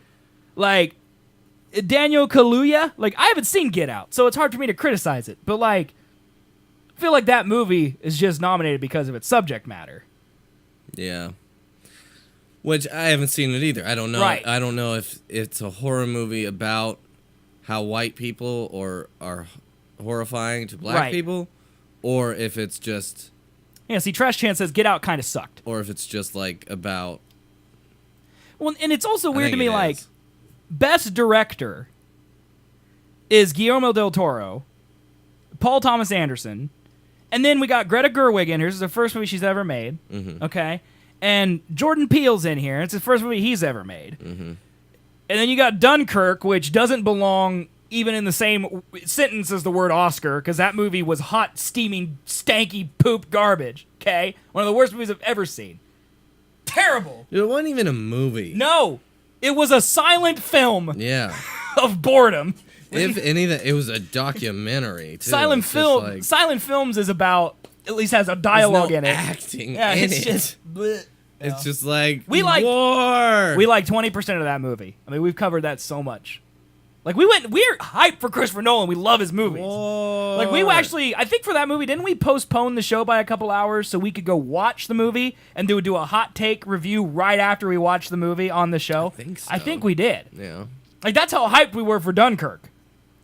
And it was terrible. I mean, you called it right before. I remember. I was saying you the were marketing like, was I'm like- kind of scared Yeah. for it. I'm like, Yeah. nah, it's Christopher Nolan, bro. We're good. Right. And no, I don't know, dude. It's no, we just- weren't. And then you get randomly like some standouts. Like Logan got nominated for Best Adapted Screenplay, which is huge for comic book movies. Right. Like, there's no chance it's gonna win, but it's kind of cool that it's there. You know, Big Sick got nominated for Original Screenplay, which is kind of cool for that. Blade Runner You got know? nominated for cinematography. which Right, Blade Runner definitely is should've. another one that I feel should have taken the place of Dunkirk Yeah. on the Best Picture, Best Director list. Really? Like, I feel like that's a snub. I didn't even see it, but The plot wasn't too like crazy. people love that movie. It was dude. pretty blah. People love that movie. Trash Chan loved Logan, so I never saw Logan. Logan was really good. I never saw it. It's just for some reason I never got around to it. But yeah, man, I don't know. The Oscars to me look right. Three boards should pretty much win everything it's nominated for. It was really good. That's gonna be the Slumdog this year, you think? I don't think so, because I don't think it's that much of an underdog, because it's got big names on it. So like, Was Slumdog an underdog? I think it was. Really? Yeah. The guy who made 31 Days Later made Slumdog Millionaire. Like, I don't think. Don't know what 31 Days Later is. There you go. 28 Days Later? That's it. Gotcha. You come at me, bro. All right, it's the fourth movie. Takes place 3 days after the first one. But yeah, anyway, so that's the thing. Speaking of which, the director of Blade Runner, which is pronounced Denis Villeneuve, I believe is what they said, something like that. It said that the bad box office is the reason that Blade Runner 2049 was shut out of the Best Picture race. Director also thinks Hans Zimmer and Benjamin Wassfish were snubbed for Best Original Score. Blade Runner 2049 earned 5 Oscar nominations: Best Visual Effects, Best Production, Best Cinematography, but failed to break into any of the major races. Filmmaker Denis Villeneuve said he earned an Oscar nomination for Best Director last year thanks to Arrival, and thinks the movie's poor box office is the reason why. It's very uncommon for a movie that didn't do well at the box office in the United States to get nominated for Best Picture. Are you fucking kidding me? The box office disaster was a box office disaster for Warner Brothers when it opened last October. Despite universal acclaim, the sequel couldn't make it past the $29 million mark at the domestic box office. 29? 95. God, what is wrong with me? $260 million worldwide. 2049 was rumored to have a cost of studio at least $80 million, and the combined production and marketing is said to be well over the $300 million mark. Best Picture nominees include Lady Bird, Get Out, and Dunkirk have all been financially profitable given each title's respective budget. Paul Thomas Anderson's Phantom Thread is currently the lowest grosser, but it just expanded a wide release last week and should now benefit from its 6 nominations. He also said that 2049 deserved recognition in Best Original Score race. Hans Zimmer composed the score with Benjamin Wassfish, was nominated for his work on Dunkirk, but not 2049, which is crazy because I feel like that movie had much better score than Dunkirk. Like, I just don't, like, they're all circle jerking Christopher Nolan, right? That's what it is. Yeah. I mean, that's the only reason it exists. But I don't know, man. I don't think box office has anything to do with the Oscars. I don't think so. Because I think historically the opinion is no one sees the movies that are nominated, which would mean all of them have low scores. Or low budgets. Right. I would think that the movies with the higher budgets and higher grossing are usually the ones that get snubbed. Right. Yep. Like, I think that's the way it works. So this dude might be insane, too. I mean, that's definitely very possible. I think everyone in Hollywood is just insane. Yes, I would agree with that. Let's talk about what really matters, all right? The Razzie Awards. This is the opposite of Oscars. These are for the worst movies of the year. Perfect. All right? Here we go. Worst Picture. Baywatch. Seen it? Mm-hmm. Okay, both seen that one. Emoji Movie, haven't seen it. Oh, yeah, I've seen that one. Have you really seen the Emoji Movie? Okay, I was going to say 50 Shades Darker. That's the one I meant I saw. Oh, okay. The Mummy, didn't see it. It's a Tom Cruise Mummy. I think I stopped halfway through because it was really bad. And then Transformers The Last Night. didn't see that. Oh, either. come on, man. That was the best one. No, it's terrible. That's the best movie of the year. Talk about snubs. How do you pick the worst movie out of those? Out of that, Emoji. You think so? Yep, but we both 1000%. haven't seen it, so how do we know? I know. Okay. Worst actress. Katherine Heigl. Actually, go back up. Yep. One of those on that list is just a commercial. And so, hence, the worst one. Which one's is Emoji Movie the commercial? Yeah. Okay. Just a 2-hour-long commercial. You own a smartphone? I do. You ever seen the top 10 downloaded free apps? Nope. They're all in that movie. I'll take your word for it, man. It's single-handedly ruined like several people's careers. Good. So, but it was T.J. also Miller just needs to burn now. I don't, the first. I don't give a you shit think he's gonna be a about him. Deadpool too? Yeah. I guarantee you, right? It's gotta be. Dude, he's still out there, I don't know, man. even though he picks shit. Worst actress, unforgettable. Katherine Heigl. Don't even know what that is. Dakota. Oh, do you know what it is? Deserved, just because I don't like her at all. Okay. Dakota Johnson in 50 Shades Darker. She's really bad. Yes. Jennifer Lawrence in Mother. I've heard that movie is not good. It looked weird as shit. Yep. Tyler Perry in Boo 2, a Medea Halloween. Like, Tyler Perry? like he's worst actress. That's why that's so funny. Is because he's Medea, which is a woman. So they nominate him for worst actress. Oh. I think that's the hilarious. last one And then should The win, Circle, though. Emma Watson. You saw that movie. You saw that It one. was really bad. Worst actor, Tom Cruise for The Mummy, Johnny Depp, Pirates of the Caribbean, Jamie Dornan, 50 Shades Darker, Zac Efron, and Baywatch. Really bad in that. And then Mark Wahlberg for Transformers and Daddy's Home. And both. Oh, my God. I mean, that's pretty bad. I don't know, dude. This is honestly, it's harder to pick the worst thing than it is the best thing. Right? Like, worst supporting actor, Javier Bardem got nominated for 2 movies, Mother, Pirates of the Caribbean. Russell Crowe was in The Mummy. I didn't even know that. He's Dr. Jekyll, Mr. Hyde. Jesus He's the one who Christ. Okay. tried to set up the universe of the dark universe. Okay. Perfect. Josh Duhamel was in Transformers. Mel Gibson in Daddy's Home 2, and Anthony Hopkins in Transformers. That's pretty... I mean, it's bad for him. He should get a Razzie because he should never do that again. He should learn his lesson. He needs a little spanking. Yep. Worst supporting actress, who cares? Worst on-screen combo, who cares? Worst remake, ripoff, or sequel? Baywatch, Boo 2, A Medea Halloween, 50 Shades Darker, The Mummy, and Transformers. We're seeing a trend here. These must be the worst movies of the year. Worst director, for Mother, Transformers, 50 Shades Darker, The Mummy, and The Emoji Movie. I feel like The Mummy should win because it, like, somehow they got Tom Cruise to be in a movie and they made it bad. Like, that's an institution of happen. Like, Michael Bay, his movie's going to be bad. But Right. it's exactly what you expect from Michael Bay. You know? I feel like the Emoji Movie, you knew that was bad. A Tom Cruise movie that's a reboot of a good movie, you mess that up, you're probably the worst. Yeah. I would say that's the truth. I mean, I didn't think Scientology would have ever let that happen to their golden boy, but no flops for Tom yeah, Cruise. maybe they'd be looking for a new ultimate high leader, Vishnu kind of guy. They sure buried it real quick though, didn't they? Like, I feel like that movie came and went really quickly. It didn't leave YouTube. No, it A didn't. lot of people were hating on it on YouTube. Speaking of YouTube, and a follow-up to last week's show. Oh, fuck.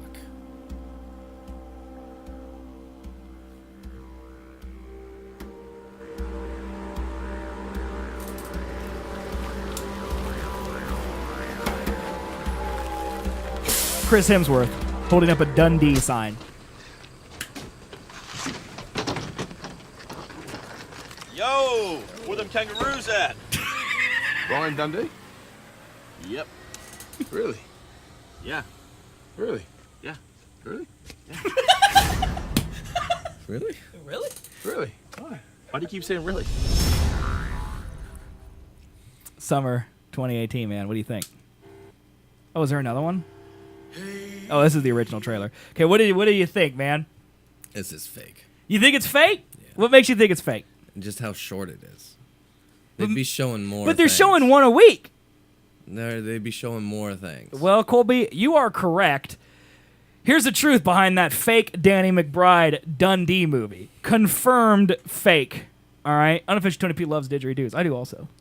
I also love didgeridoos. Yeah, man. Despite boasting a fairly convincing marketing campaign, including a website, social media accounts, and official stills and posters, it seemed pretty obvious to anyone with at least one working eyeball that Danny McBride's Crocodile Dundee sequel was not exactly, how do you say, real. Our assumptions have now been confirmed by a newspaper in Paul Hogan's homeland, which uncovered the truth behind Dundee, the son of a legend, returns home. If you guessed Super Bowl ad, give yourself a gold star. According to the Brisbane Times, sources have confirmed that the elaborate promotional push for Dundee is part of a new Tourism Australia campaign, one that calls back to 1984 ad starring Crocodile Dundee himself.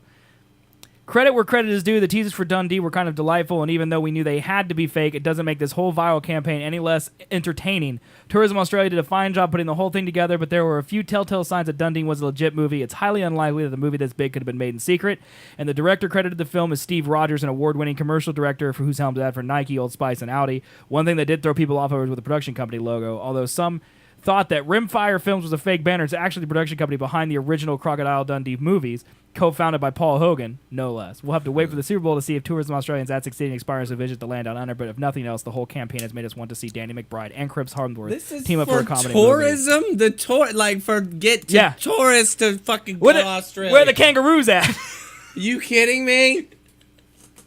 How do they get that budget? They're a government, dude. They got money. And fucking God. How much is the Super Bowl ad? $2 million? All right, print it. I mean, they're a government, dude, right? That's insane. But I don't Makes know. me want to go to Australia, though. I liked the second trailer way better than the first one. Really? Yeah. Really? Yeah, I did. Yeah. Really? Yeah, I did. Yeah. Why you keep saying really? Really? I mean, it actually looked like kind of a funny movie. Dude, like the first one. Play it again, man. I want to see it. The first one we watched was kind of like meh, you know. This one I feel. This is the beginning of a trailer of a movie I might watch. This is the beginning of an actual movie that's gonna happen now. And it's also the beginning of a Danny McBride movie, which I think is the point. Like this, the first one didn't feel Danny McBride-ish. This trailer feels Danny McBride-ish.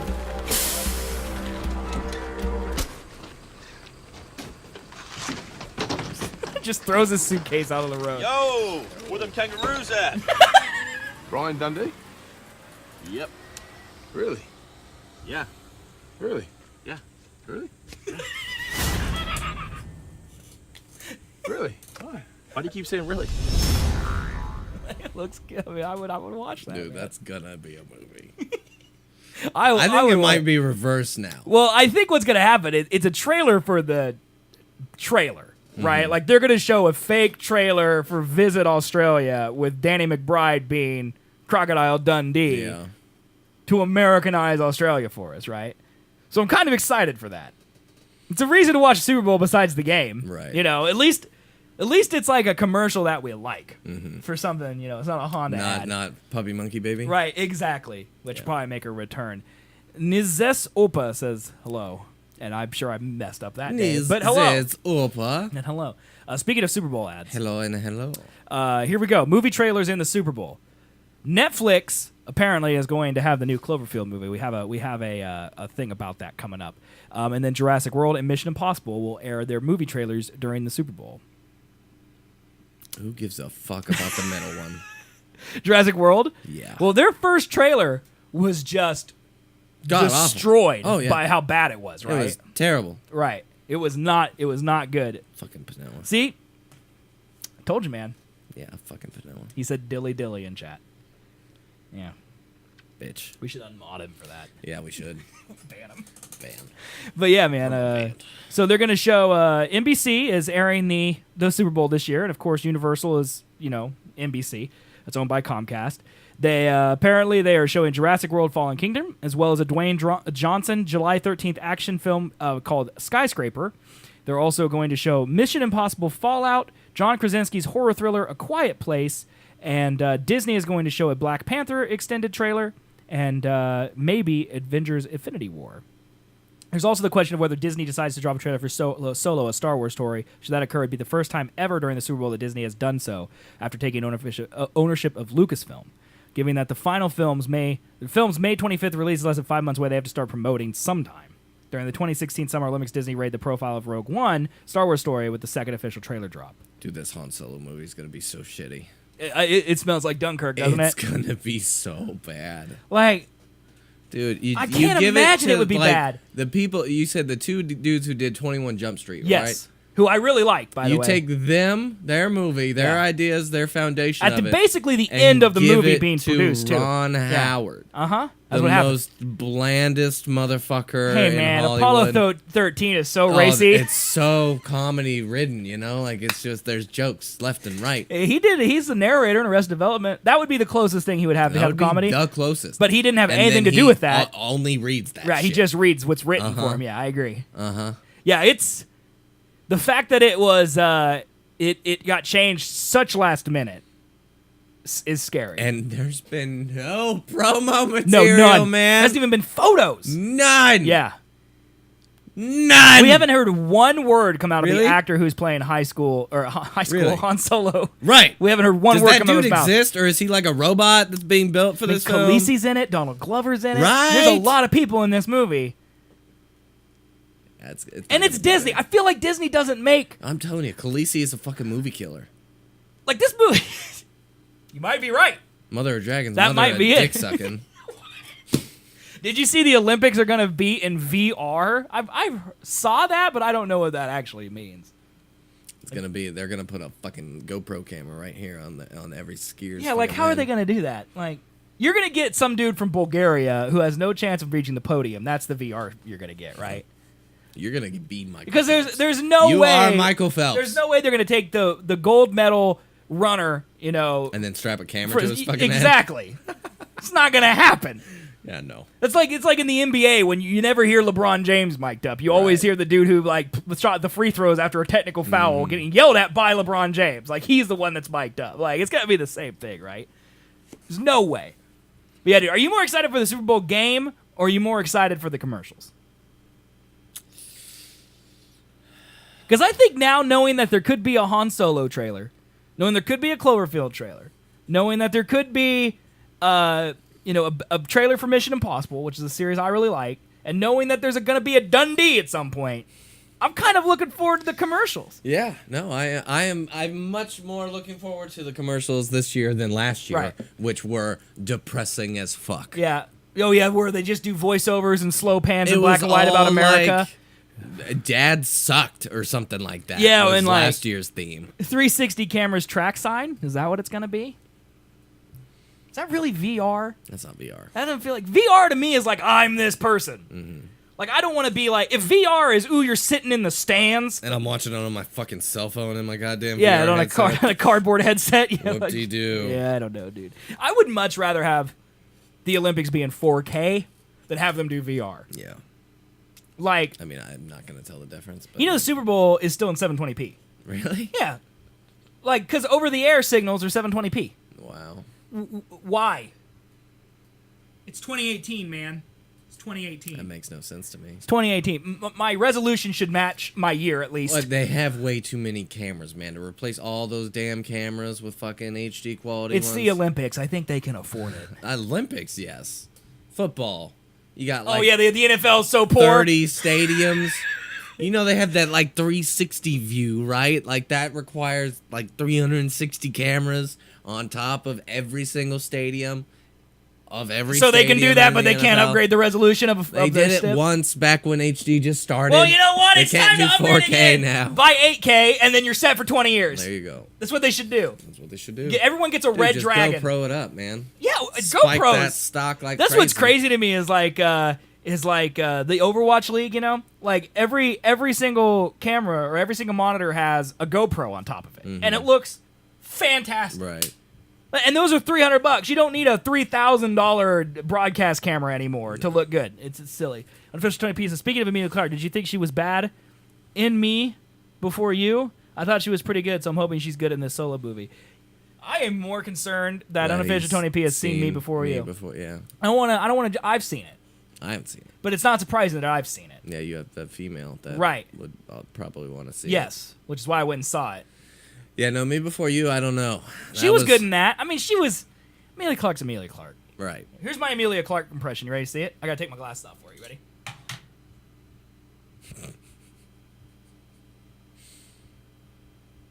That just, what, why? It's her smiling. It's Emilia Clarke. Uh-huh, It's I mean, Emilia that's- Clarke smile. She doesn't do that when she acts, though. Like that's Oh, just- she did Me Without You or whatever it is 100 times. 100 times she's smiling in that movie. Just like that, dude. Gross. Tell me, that's a pretty good impression. I mean, it was pretty accurate. Yeah, it's just as good as my Mantis impression. I'm Mantis. So good.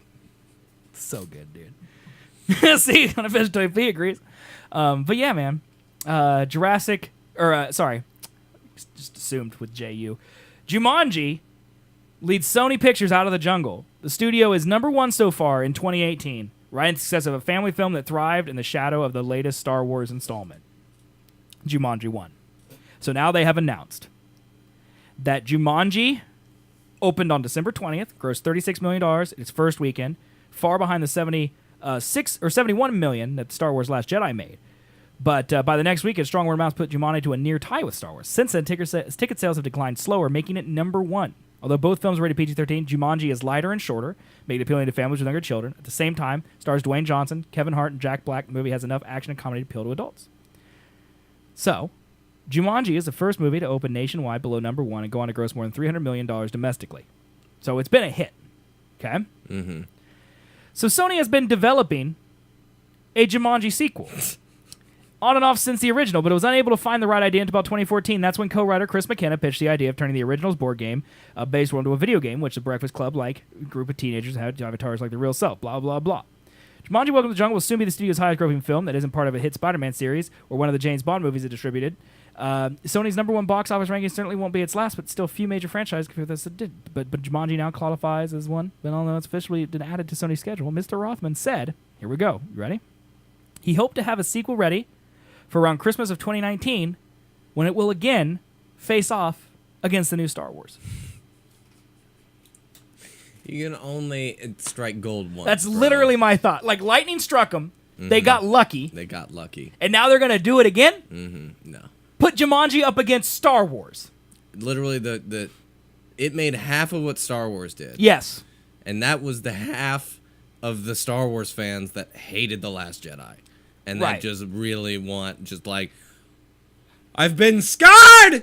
Well, like, get me another movie stat! To me, I need to be replenished. To me, Jumanji and Star Wars share the same audience. Like, every family, argument that adult thing made is the same to Star Wars. Right. Families can go see it. Sure, it's Jumanji's shorter. Okay, it's lighter hearted. Oh, yeah.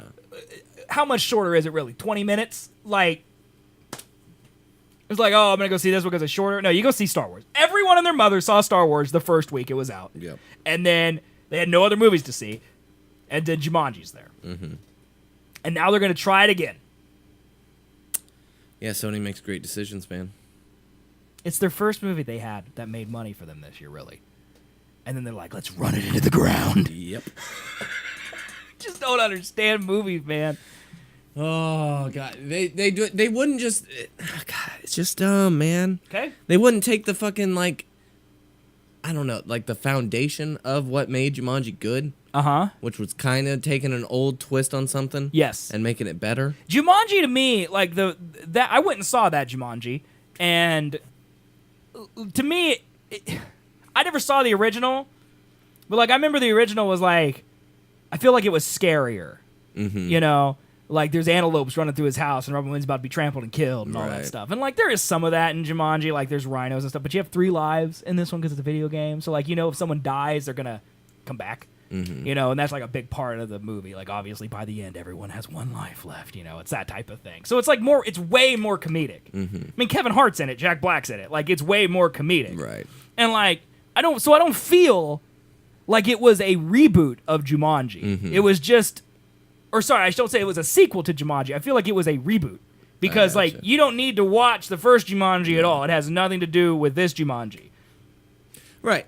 And that's my point. Is they took something, they changed it. They didn't just remake it. They changed it into a good change. Right. Why something they can't that resonates do that with today. for something else? Right. Well, they're trying. Remember, they're trying to do that with the girl with the dragon tattoo.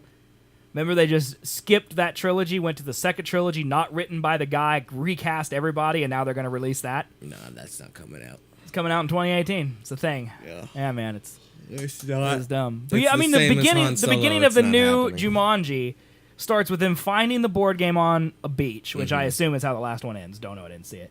He brings it in. He's like, "Hey, son, I just found this out on the beach. Maybe you want to play it with your friends sometime." And he's like, "Oh man, no one plays board games anymore." And then it transforms into a video game. That's literally the only tie it has. That's probably how it ended. Yeah, I would guess. So who cares, dude? Who does care? I don't know, man. Because I don't. I don't either. Just Sony's gonna kill another thing I just that can't. it loves. Right. I just can't believe that they were. Well, and the thing is, like, the movie could be good, and it probably will be because it's Kevin Hart and The Rock, it's Jack Black. That's funny. Okay, like even if they're reading bad lines, it's probably at least funny to go watch. Okay. Sure. The problem is no one's gonna go see it because they're all gonna go see Star Wars. Because remember, 2019, that's the year of Disney. Remember we read off that list? Yeah. And Disney by then will also have owned Fox. Yeah. Yeah. I don't know what they're doing with their lives, man. No. All movie studios should take 2019 off. Yeah. Is what they should do. We got Marvel. We got Pixar. We got Star Wars. X-Men. Our competition, our fighter in that ring is Jumanji. Yeah. Well, and the thing is that you can break down Star Wars and Marvel too into their names. You know, Captain America, Iron Man, Avengers, Guardians of the Galaxy. You know, you can break those down. There's way more that encompass them. Yeah, and they got Jumanji. Well, and like the point is like we were reading on the show a few months ago about how everyone should give up on 2019. Disney wins. Okay, you don't even need to compete. Okay, because of all the movies that are coming out. And instead of like, I mean, obviously we didn't think people were actually going to take a year off, but what happened was is Sony's like, no, we're going to double down and compete. We're not going to make low budget movies. You on thought the off we weren't weeks. going to fight this year? We're fighting. Yeah, and we're picking. You know who we're sending? Picking the finals movie of the trilogy of Star Wars. We are going. We're sending in our best fighter, Jumanji. We were worried that Disney competed with itself. Like, can we really handle a year that has the final Avengers and the final Star Wars? Can we really do that? And a reboot of Lion King and the second Frozen movie and like all these things are coming out. Toy Story. The new Toy Story's coming out. Like, it's like, what? Disney, you gotta stop. People aren't gonna have enough money to go see all these movies. And Sony's like, we're gonna pick the end of the year and we're gonna pick the end of Star Wars' franchise. Boom! Jumanji, dude, The Rock! The Polynesian God! Polynesian God? That's The Rock. He's the Polynesian God. Oh my God. Yeah. Oh my, The Rock, exactly. Speaking of bad movies and bad decisions, Indiana Jones 5 to be Steven Spielberg's next film, followed by West Side Story. With a filmmaker as prolific, as perennially busy as Steven Spielberg, sometimes it's hard to keep track of as many projects and the order they may or may not be released in. It was reported that Spielberg had narrowed down to his next work to two possibilities, West Side Story and Indiana Jones 5. Then just earlier today, news broke that Spielberg is already looking to cast West Side Story, suggesting that maybe this classic musical remake would be his next film in line. But The Hollywood Reporter is saying it's not the case. Sources indicate that Spielberg will move ahead with Indiana Jones 5 before going into production on West Side Story. The plan is to start principal photography in 2019 for the Harrison Ford starring franchise, features ahead of its planned July 10th, 2020 release. The untitled Indiana Jones project comes more than 10 years after its previous installment, the much maligned and deservedly so Indiana Jones and the Kingdom of the Crystal Skull. Be careful what you wish for with the new installment, but getting it out of the way sooner than later is probably a good move. Ford will celebrate his 77th birthday next year and is likely to be anxious to wrap up his other famous film franchise in a big way.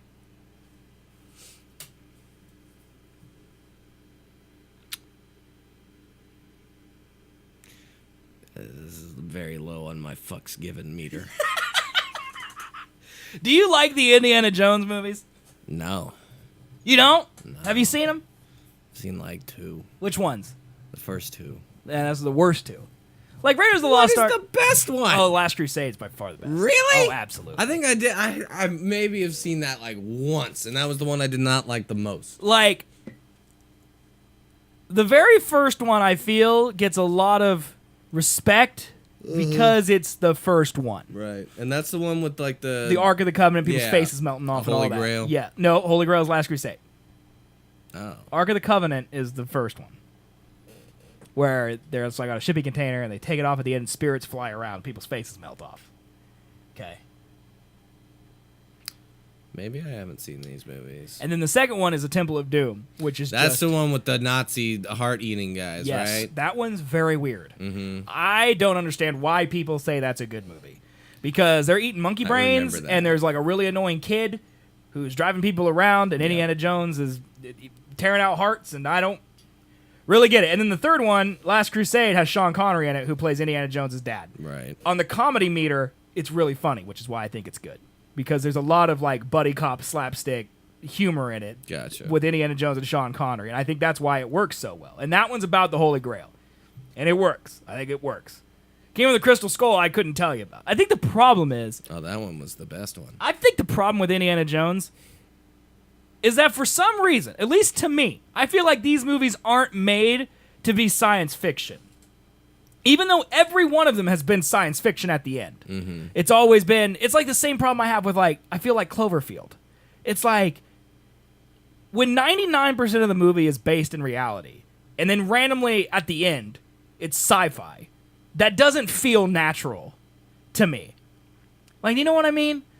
I mean, I would say that for the 10 Cloverfield Lane, yeah. Right, and that's what I mean, yeah. Because I feel like, well, like... the first Cloverfield was pretty supernatural regardless anyway. With the whole time. Yeah. But then they made it like it came... Like me, but at the end, they made it come from space, and all this stuff, and... We didn't know that. Exactly, and I think that's why we didn't care. Like, it's just like, here's a monster in New York City. It doesn't matter where it came from. There's a monster in New York City. And then they started doing the Cloververse stuff, and now it's sci-fi. When really, does it need to be? Do we need to have it come from space and it be contaminated by some asteroid or whatever? I don't think sci-fi is defined by space. Dude, at the end of 10 Cloverfield Lane, they're being attacked by aliens. It's science fiction. Yeah? It's what it stands for.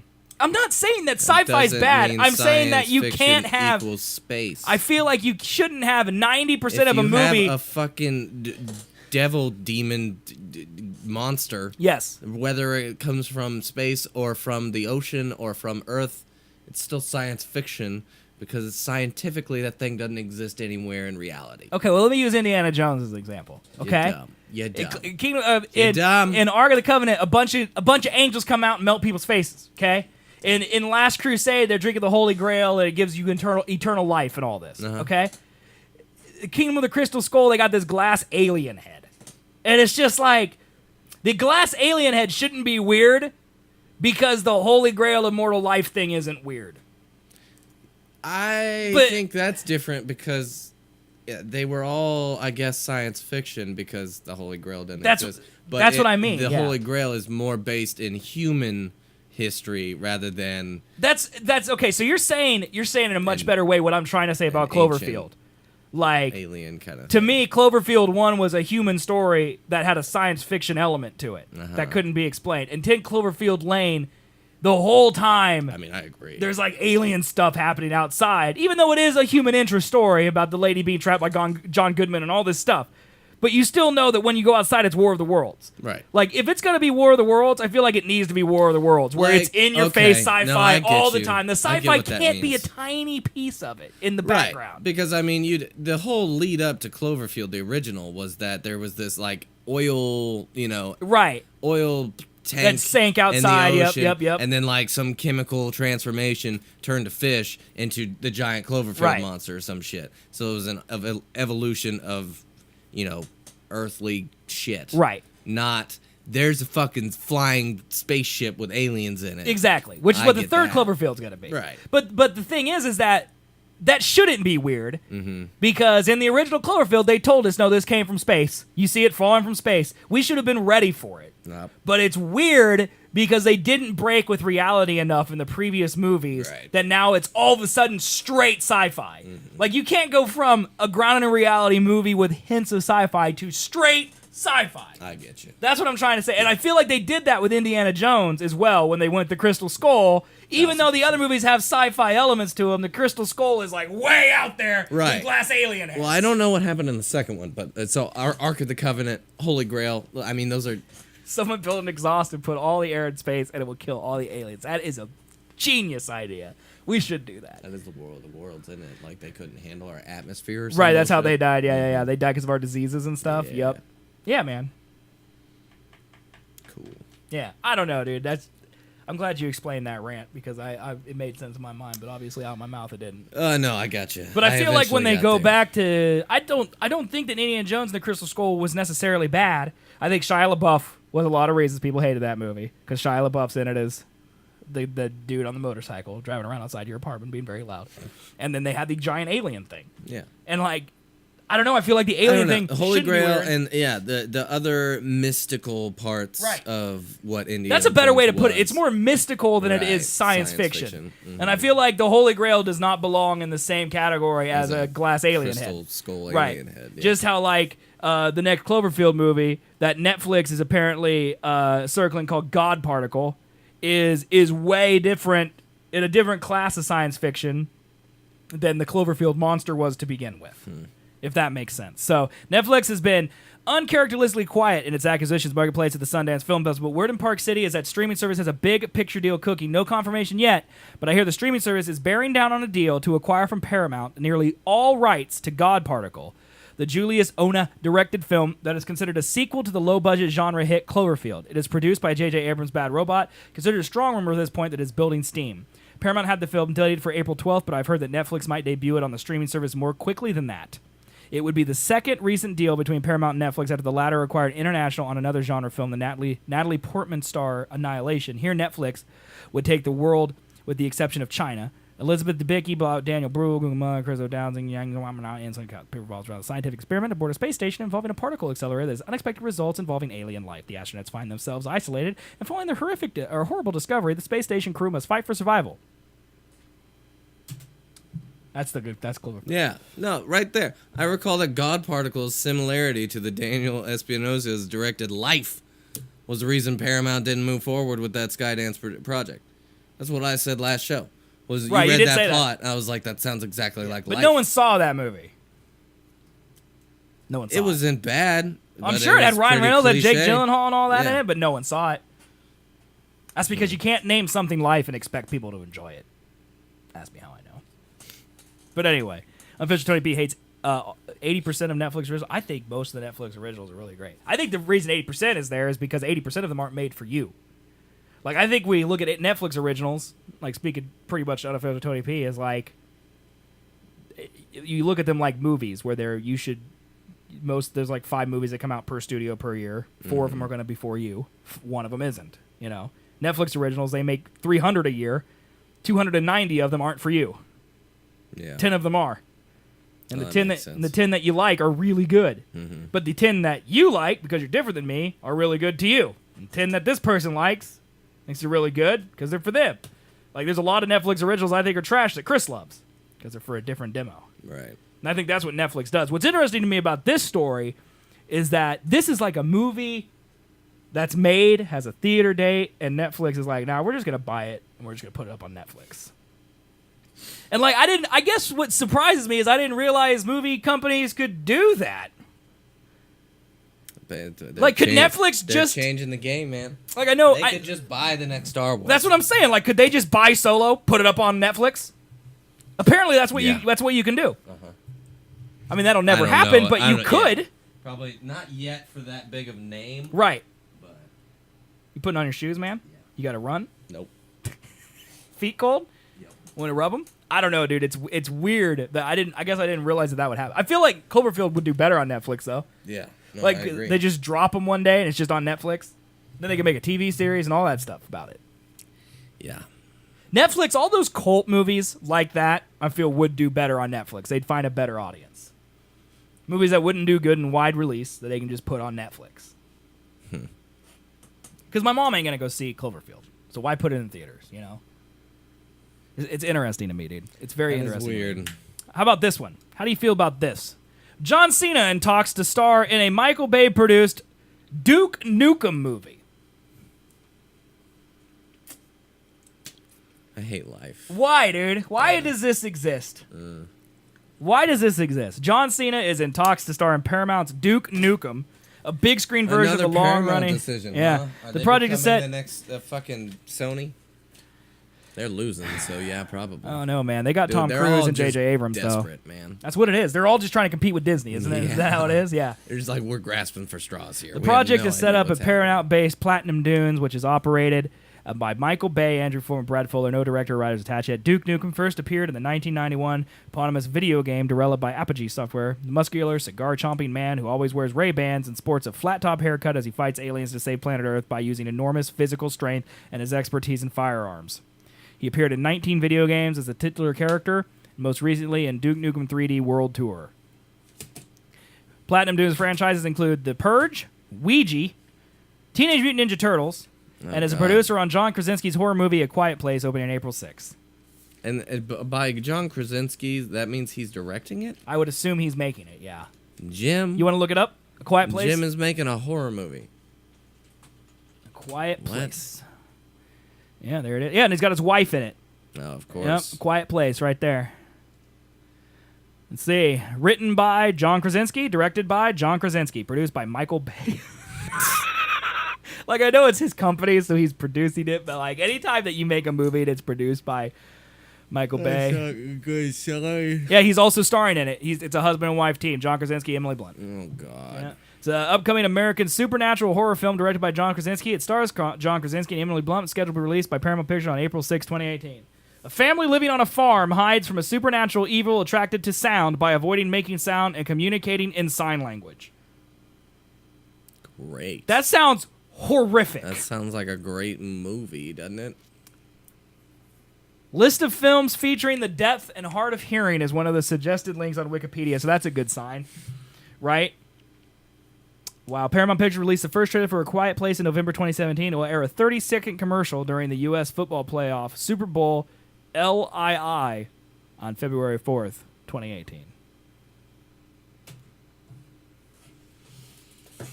It's called fucking moving. I mean, that's what I would do. Yeah. There's a ghost on your farm? Leave. Get off that fucking farm. Why don't you just drive away? Mm-hmm. Gross. I don't get it, dude. I just don't What's get he it. doing with his life, man? I don't know, man. I just don't know. Why? Let's see. Do we want to cover anything else? 50 Cent forgot that he had a stash of Bitcoin now worth $8 million. What a fucking asshole. Look at him. There's his face right there. Oh, what's that? Is that Bitcoin? 2014, it released an album. Animal Ambition became the first artist to accept Bitcoin as payment.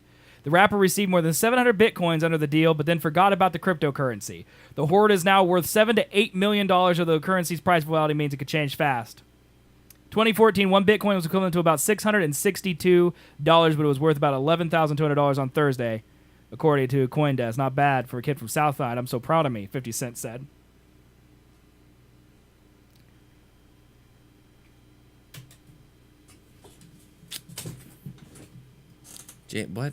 Jamie Foxx? Yeah, man. Looking forward to participating. Oh, you want to talk about that? This is you, man. I sent you that link. Don't you use that Robinhood app? Mm-hmm. They're doing a cryptocurrency app now. I think they're a little late. It's yeah, man. And what is that fucking name? Cobinhood? Cobinhood? That's how I'd say it. Cobbin, maybe? It's Robinhood? It's Cobbinhood? That's the dumbest name ever. Yeah, it don't need to be a good name. Duo will teach you that. No one cares anymore. It's They're so out of names. dumb. Everyone's Yeah, giving up. really. We're out of names. We're out of names, dude. Is the Office reboot still happening? I don't think it's ever been officially happening. Ever. Office reboot. Also, if Michael Scott's not going to be in it, John Krasinski's not going to be in it. Who cares? Yeah. Everyone has moved on past that except the losers. You get Dwight, you get Pam. Everyone else is on to other things. Rashida Jones is writing. Ed Helms is trying desperately to destroy his own career, like as fast as he possibly can, go make movies that are bad, so he cannot act ever again. I think he's tired of acting, and he just can't escape. He tried with the Vacation movie, got another job. Don't matter. Don't matter how bad his movies are. Yeah, I haven't seen him in anything recently. He was just in that Owen Wilson Father Figures movie. Remember that? Oh, really? Just in that. Where him and Owen Wilson are looking for their real father. Yeah. Yeah. Wow. The only people you're going to get are Pam, because she's not doing anything, and you're going to get Dwight. Because remember, he tried to start a movie career. He did that drum movie, and then everyone's like, no, he's still Dwight, and then he never got another job. Yeah. I mean, you can get Creed and Meredith and all the Angela, but they never were the people in the office, so they were just background characters. Stanley, Phyllis. I mean, Oscar's been in more movies than Dwight has. Yeah. Yeah. That's very true. Mm-hmm. Yeah. I don't know, man. So, I mean. No, that shouldn't and won't happen. Right. Well, also, I think the writers are on, like, there's a what's the lady who was in Forgetting Sarah Marshall? Married to Dax Shepard. Kristen. I can't remember her last name. Kristen. It's something Bell. Kristen Bell. That's it. Yeah. Kirsten Bell. Yeah. Isn't it Kirsten? Yeah. I don't know. But anyway, she is. Kirsten, what the fuck ever. She's in a TV show called The Good Place, and the guy who wrote Parks and Rec and The Office, he's writing that show now. So he's not going to come back and do that. It's not going to happen. Nah. No. Office is dead, unofficial Tony P. It's dead. It's Never dead. coming back. It's dead. It's dead. It's dead. It's all dead. Although if they brought it back with Robert California as the boss, I'd oh watch. my god, dude. That'd be so good, dude. Yeah. Remember Idris Elba was in that He was series really too? good, but then I watched Blacklist, and then I just got sick of it. Dude, I got tired of Blacklist really quick too. Yeah, Like he's I kind of just- it's kind of not a good show. No. I don't know how that show got so many seasons. Because of Robert California. Is it because That's he can't literally you it. can't fire whatever that guy's name is? You'll be in my heart. You'll be in my heart. Is he singing a Phil Collins song right now? For some reason we brought it up Friday night. Oh, is this Yeah, a we reference watched to it. something in your I life? guess. I mean, that's the only reason why I would think it would be in his head. It's because we played the Tarzan song. Yeah, it's a Tarzan song, on yeah. Friday for no reason. That's the love montage song from Tarzan. I don't know why you just put it in the chat. Maybe you want to sing it, man. Sing it for us.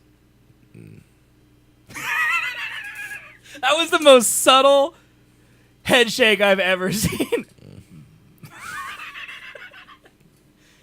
Unofficial TV is singing that song to The Office. You gotta let it go. You gotta let it go. What happens if Netflix drops The Office?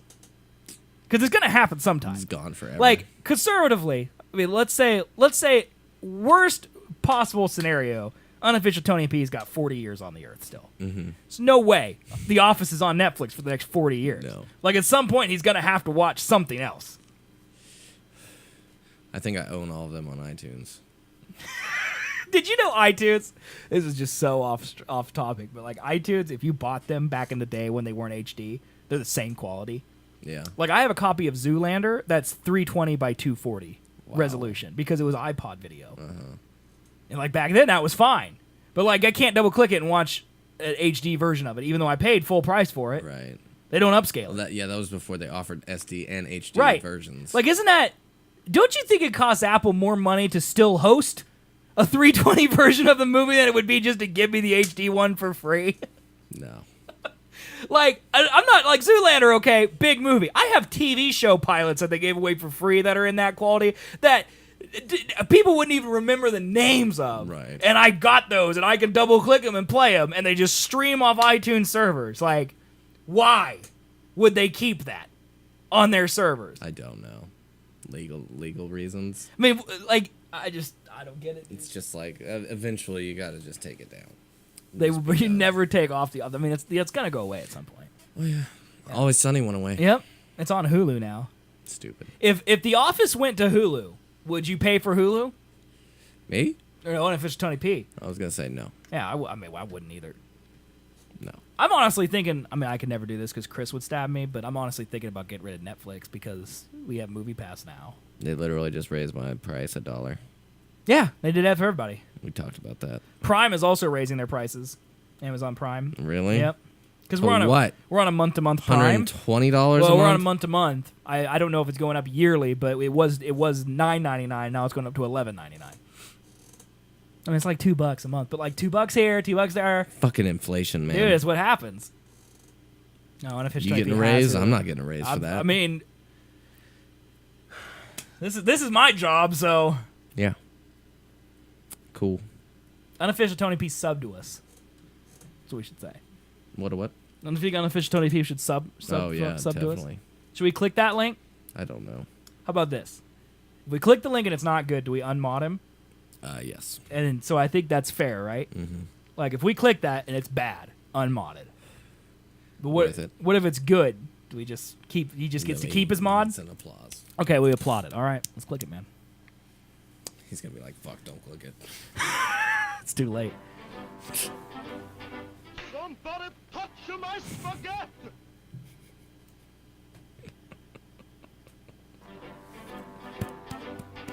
Somebody touch my spaghetti! Why are you clapping for that, man? Dude, it's pretty funny. Is it? Which part? The spaghetti part. The racist part? Is that what you think? I think you laughing at it is funnier than the clip. Why is that funny? Dude, somebody gets my Italian heritage, you know, my culture. Hey, no, you're Korean.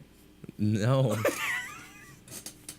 No, our chat. Remember that guy? Nope. He said you were Asian and I am privileged to be in your presence. Well, Italian's still somewhat of a minority. No, right? Italian is white as can be now. All right, it's not the 40s anymore. Italians is just white. Pretty accurate. Yeah. Somebody touch my spaghetti! Why are they like bears? I don't know. This is like a weird Italian version of Goldilocks. What are the comments on this? Important video. Someone wants touch of my spaghetti. At the end, the woman quickly looks down to see if someone has touched our spaghetti too. Man, I laugh every time he smacks his face. Woo, he no play da fiddle. Does he know the way? Where are you at with these memes, man? This is a meme. I don't know this meme. Have you been like off of Reddit for a second? I mean, this is not a meme that I know. This is definitely a Reddit meme. I've never seen this meme. Just scroll down and that second video right there. Yeah, just click that. Nope, second one. Yep, that one.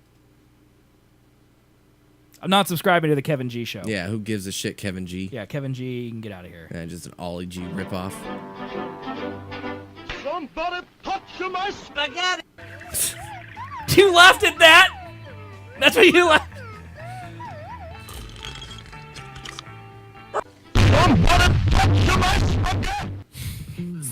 Quit laughing at every one of these. They're not deserving of your They're laugh. so dumb. Somebody touch my spaghetti. You see this? Is that PewDiePie? Disgusting. Look what I have in my hand. I bet you're jealous, haters. Well, guess what? I got 2 of them. Bitch.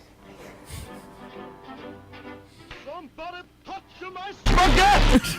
Extra! Extra! Somebody Touch my spaghetti. Stinky wings! Oh my god, is that Spy Kids? Somebody. What the fuck? These aren't even good edits. They're not. Think of some words that start with S. Seal! Sun! Don't get nervous, relax, don't stress. Think of more words that start with S. Silly! Soccer! Oh my god, when is it? Somebody touch my spaghetti. Like, they should have just said spaghetti. Spaghetti! Yeah, like, it's not even good. Somebody touch my spaghetti. This one's pretty cool. Thomas the Train Engine, I like this one. Touch my spaghetti. Now this one's high effort, okay? Somebody touch my spaghetti.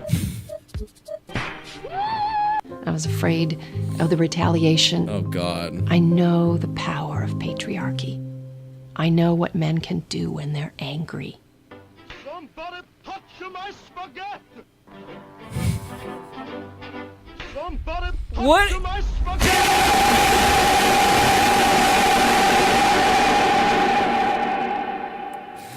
Oh my god. Somebody Okay, that one's good. All right, there's been 2. Somebody touch my spaghetti. Okay. Is this man not hot? Somebody touch my spaghetti. These are just bad. Half of these memes are really bad. Half of these memes are really bad, dude. I'm not saying YouTube is the best place to find the good ones. That's just one. Just one out of the ones. There it is. There it is, dude. Somebody touched my spaghetti. Know your meme. There it is. Somebody Touched My Spaghetti is a series of video remixes based on a scene from a 1939 animated cartoon, The Three Bears, in which a character says the line. On December 25th, Christmas Day. This is Christmas. 2017. Twitter user Finasperita tweeted the clip from the cartoon, owning over 3.3 million views. The video was uploaded to YouTube the following day by Dark Code, where it has gained over 600,000 views. The earliest found remix of the video was posted as a reply by user Steph Inkstein. The next day, Inkstein. Yeah, with a slight edge referencing the song All Star. The video currently has more than 45,000 views. Somebody touch my spaghetti. That's another. That'll be a tier 2 sub noise. Ah, perfect. Right there. Since then, the clip has gained traction, and several remakes have been posted. This is terrible, dude. Like, look at this meme's dead. Yeah, it's trending. It had like 3 days where it was big.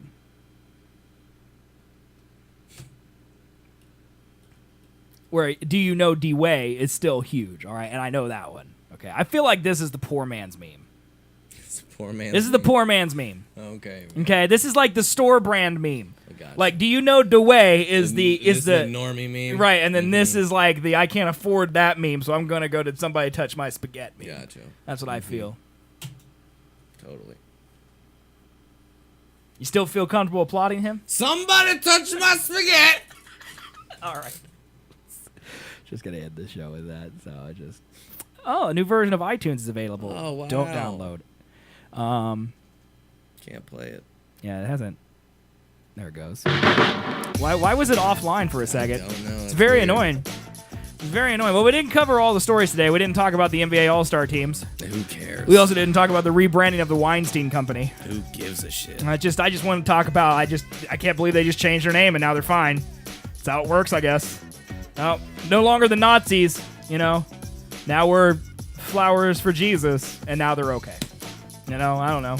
Flowers for Jesus. I apologize if Flower for Jesus is a real organization that I just compared to the Nazis. I really didn't know, so I'm sure that's a thing. Flowers for Jesus sounds like it's definitely a real thing. It's definitely a thing, right? It's definitely a thing. But anyways, guys, thanks so much for watching the show and checking us out. Somebody touched my spaghetti. This face. Such a moron. Terrible. Such a moron. I'm glad you finally succumbed to actually doing it. I did it for you, man. I did it for you. But anyway, we will see you on Thursday, 7 p.m. Central Time, because we do the show twice a week. The next one is Thursday, and then a week from today, Sunday at 2 p.m. Central Time. Both at twitch.tv/Seth and Colby. You should go follow us. It's 100% free. And then after you follow us, you should sub to us and then give us money, because we both need a raise because our subscription prices are going up. So subscribe to the show. And we'll do a third episode every week. Oh, yeah. It'll happen. We will. Yeah. Do it. Yeah. But anyway, guys, thank you so much for watching. Thanks for listening. We'll be back here Thursday with more stuff and things to talk about. If follow us on Twitter, twitter.com/Seth and Colby. Because we missed last Thursday because Colby was sick, and if you didn't follow us on Twitter, you probably didn't know that. So that's a good reason to follow us on Twitter at Seth and Colby. And also, you listen to the show on iTunes, Google Play Station, SethandColby.com. Buy a t-shirt, SethandColby.com. Go to the bottom, click the button. Okay, buy a t-shirt. Buy a t-shirt. Colby's going to make awesome designs for the t-shirts, aren't you? I'm going to do that. Somebody touch my shirt. I'm going to touch my shirt. Anyway, guys, we will see you next week. Thursday. Thursday, 5 days, 3 days, 4. One of the two numbers. Yep. 3 numbers. One of the 2 numbers. I like math. Man's not math. Man's not math. All right, bye, guys. We'll see you later. Bye-bye. Bye-bye.